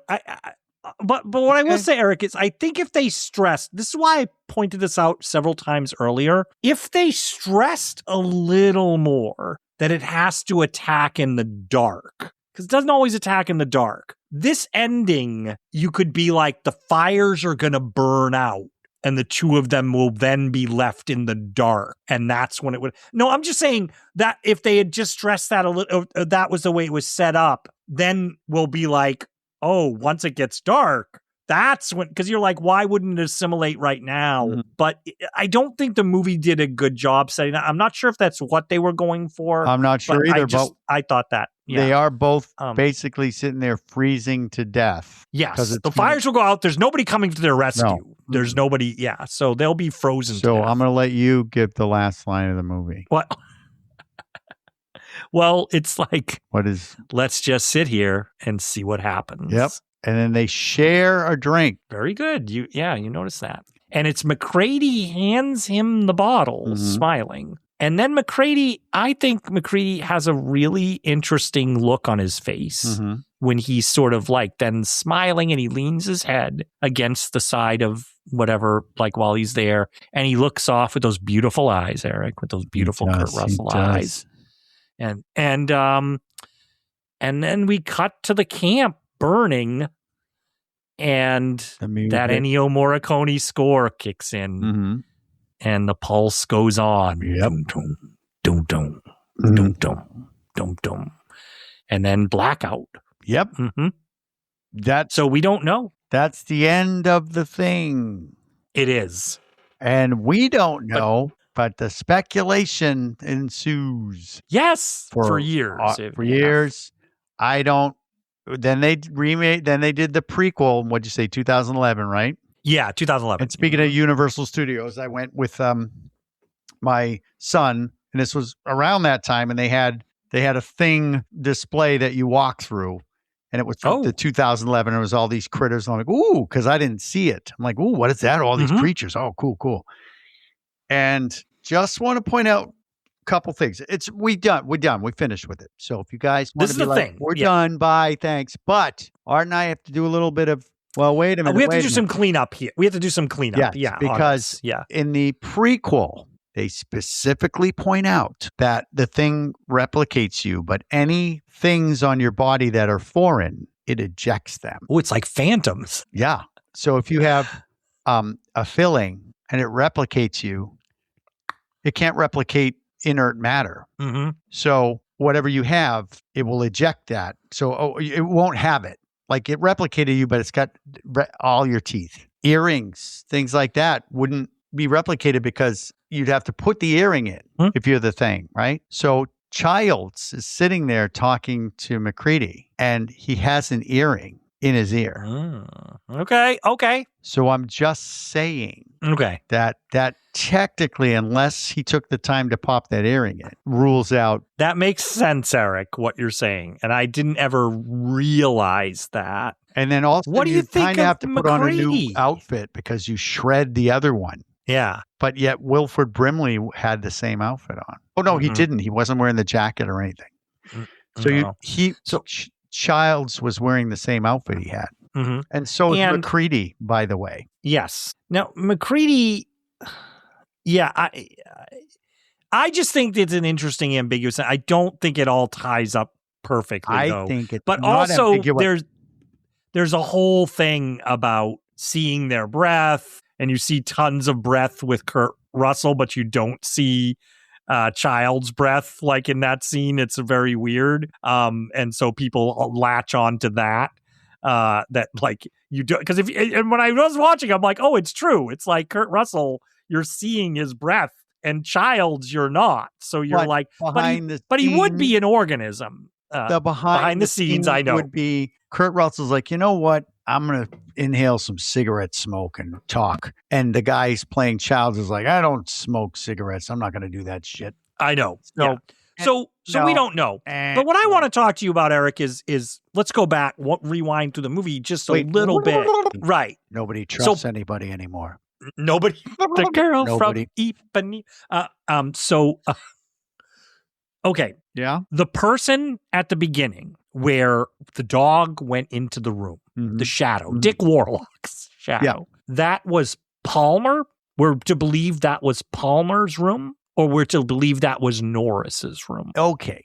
If they're not pulling the wool over our eyes, which they kind of are because they used a different person, the only other person that would be clean shaven would be Palmer because Norris didn't have a beard. Norris is very big. This guy was thin. That's right. He was thin. Yeah. He had short hair. So that means it's either our security guard or Palmer. And if it's and we Palmer, know it didn't end up being the security guard. So is Palmer pretending the whole time? Well, because when I watch it again and I watch it, Palmer is talking and making comments and Palmer seems like Palmer, but he's an exact replica. So Palmer's just like, nope, I'm Palmer now. Right. That's what I wanted to talk to you about. But if Palmer knows also that because if Palmer needs to assimilate, then why would he go through all that? Oh, what's going on here? Yeah. But I don't, Art. So Palmer so let's say that was Palmer. Okay. That was Palmer. Mm-hmm. Where did Norris get assimilated? When did that happen? Right. Now I'd have to Do you see what I mean? Yep. I'd have to go back and look, because what's good about the movie is it doesn't kind of give you that breadcrumb trail. No, it doesn't. It doesn't really. Because I was just curious if you had ideas about that. Someone can't came and figure it replicated out. Blair. So When? somebody went in there and replicated him. So Blair was replicated up in the shed at some point, you're thinking. I'm guessing, or because when Blair was wrecking everything, it wouldn't have been the creature. The creature wouldn't want correct, because the creature would want to get out of there. Right. Yeah. I don't know. But I see that'd be the fun thing is to now follow the trail, everybody, and see if you can figure it out. Here's my thought. Last thought on that, Eric. Yeah. So when Blair is up in the cabin at first and he says, "Watch Clark," I think that's Blair. I think that literally is Blair. I don't think he's assimilated or anything. I think when they first put him in the tool shed. When they first put him in, no. The second time. I think the second time they come, when he's got the noose, I think he's been assimilated at that point. Yes, but he probably got assimilated after he made the noose. Right. That's what I think. Because he's like, I'm not going to let something take over my body. And then something did. But did that something come out from the floorboards, or did it actually open the door and get him, and then he built the thing down below? Yeah, because did Palmer sneak out there and do it? Right. Like what? Are there a couple of them at once? Mm-hmm. There's a lot of things like that. Like you said, it doesn't leave like a lot of breadcrumbs. But it's kind of cool to be like, I don't know. But here's my thoughts on what the alien is a thing. We don't know what it looks like, and its only job is to assimilate. That's its what'd you say was its nature, right? It's instinct. Its instinct is to assimilate. That's it. Mm-hmm. It's an organism that needs to replicate. Period. Like moss. Yeah. I don't know. And then it assimilates other forms, and those forms have different intelligence, or it's a dog, or it's a person, or it's another form of life that can make spaceships 100,000 years ago. So when it assimilates that, it's able to use the knowledge of whatever it has. And then it also can use whatever it assimilated, it can re-assimilate parts of that creature. And that's why it turns into all these other things when it's feeling threatened. Mm-hmm. So I don't think it has its own intelligence. So therefore, if it assimilated Palmer would basically be Palmer, but with an instinct to need to replicate. Yeah, because it's interesting. Like I said, I find it fascinating that you could be assimilated, but you don't know it. Like, because you are Palmer. It is Palmer. It's a perfect replica, but it's not. I think it's all fascinating. We could go on and on, but I do want to point out that Norris, when you said they didn't talk about the heart attack thing, when the thing replicated him, it didn't realize that it had a whatever diseases in there. So the creature was like, like, oh, what the fuck? Jesus what Christ. the fuck is going on? Like, imagine the creature suddenly has irritable bowel syndrome. Or like, it's got dandruff. Jesus. I'm like, I have I'm lactose intolerant. I'm like, I can't assimilate dogs because I have a fur allergy. Yeah. So, but really, I can understand. So yes, people didn't. So like questions aside, so I guess we've covered that. Yeah. But great movie, and really just something to watch. It challenges you as far as the gore level. I think it's good filmmaking. It looks great. You have great cinematography, good score, the shot composition, the acting. It all works really, really well. Yeah, and you don't need to be the actors didn't have to do really any homework, in my opinion, but it still helps that they know what they're doing.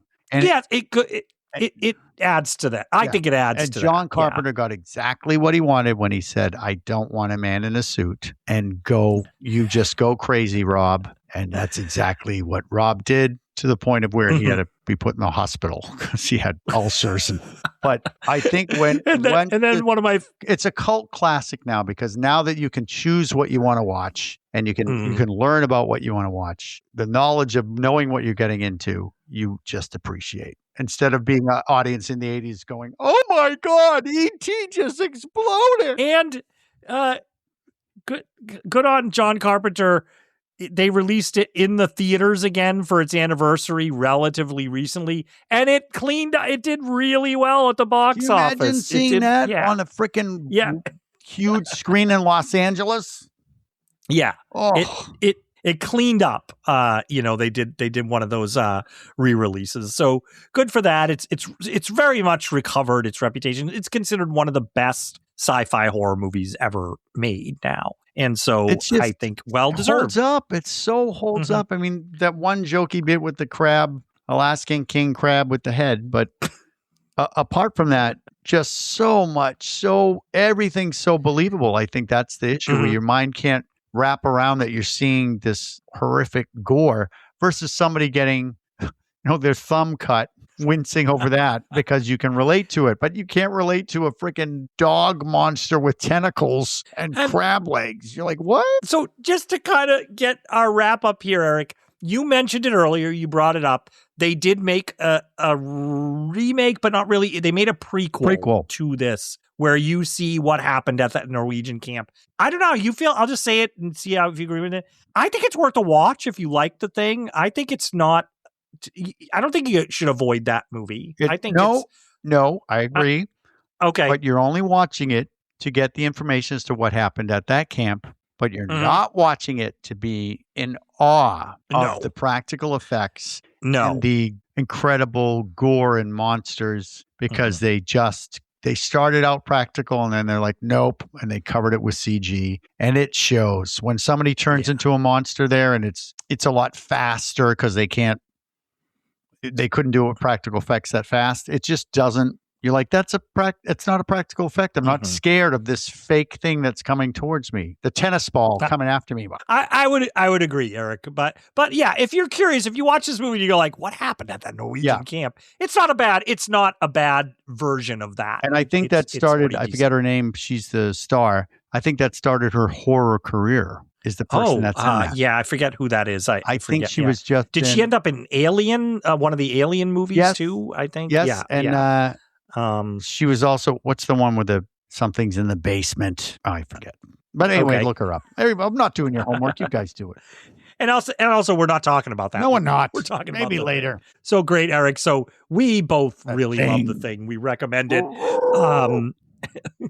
But I wish this is where you really want to have a rating system for your podcast, so you can give the movie a rating, like 4 stars, people say, or we had this. And we sadly have not come up with we should have talked about it. You were here visiting me and we should have discussed it. You know what? What? Yeah, but we did. And I reminded you that we frickin' have a rating. Oh, that was when I was eating the churro, I think, Eric. I think I was. Yeah, you're chomping on that churro, assimilating Disney. It's like, you pay attention to nothing. So we do have a rating. Oh, okay. Yeah, and I just, it's definitely 10 out of 10 for me. But it's 10 out of 10 Petri dishes. Ooh. I mean, if I had something. Speaking of that, Eric, why do you have one there on your desk? You have a Petri dish. What's that? Right there. You have a Petri dish on your desk with. When we were on vacation, I took a blood sample, Art. I took a blood sample of all my friends. You, John Perry, Mike Bailey, even Angela. Okay. Yeah. And what's I've heated up this What pen. are you heating up? That oh my God. What are you doing, Eric? I have my kids' blowtorch here. Wait, that's Eric. So what I'm gonna do me first.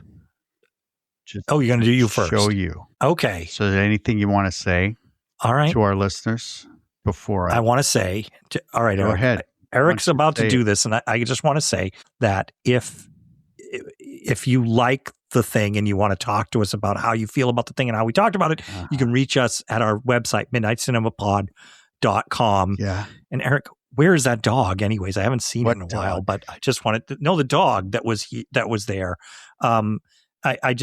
So Eric, It's right here. also Bro. everybody out I got- there, you can reach us at Hurry any of the up, man. podcast platforms, Maybe they Spotify, shouldn't. Apple Podcasts. Maybe While you're they there, leave should us a not. rating and a review. I'm just You- going to now- test the blood here. Eric, before you do that, I want to say that I had a great time That's great. talking with I you had a about the great time, thing. too. Okay, I'm going to test you. it. Okay, I'm what is that, testing you Eric? now. No. Art. Wait, no, this just shows you have horrible gas. Oh, You're okay. You're fine. You doing you now? Yeah, I'll do me. Okay, yeah, because we know that you're. What? Oh no! It's a surprise. Eric. Oh.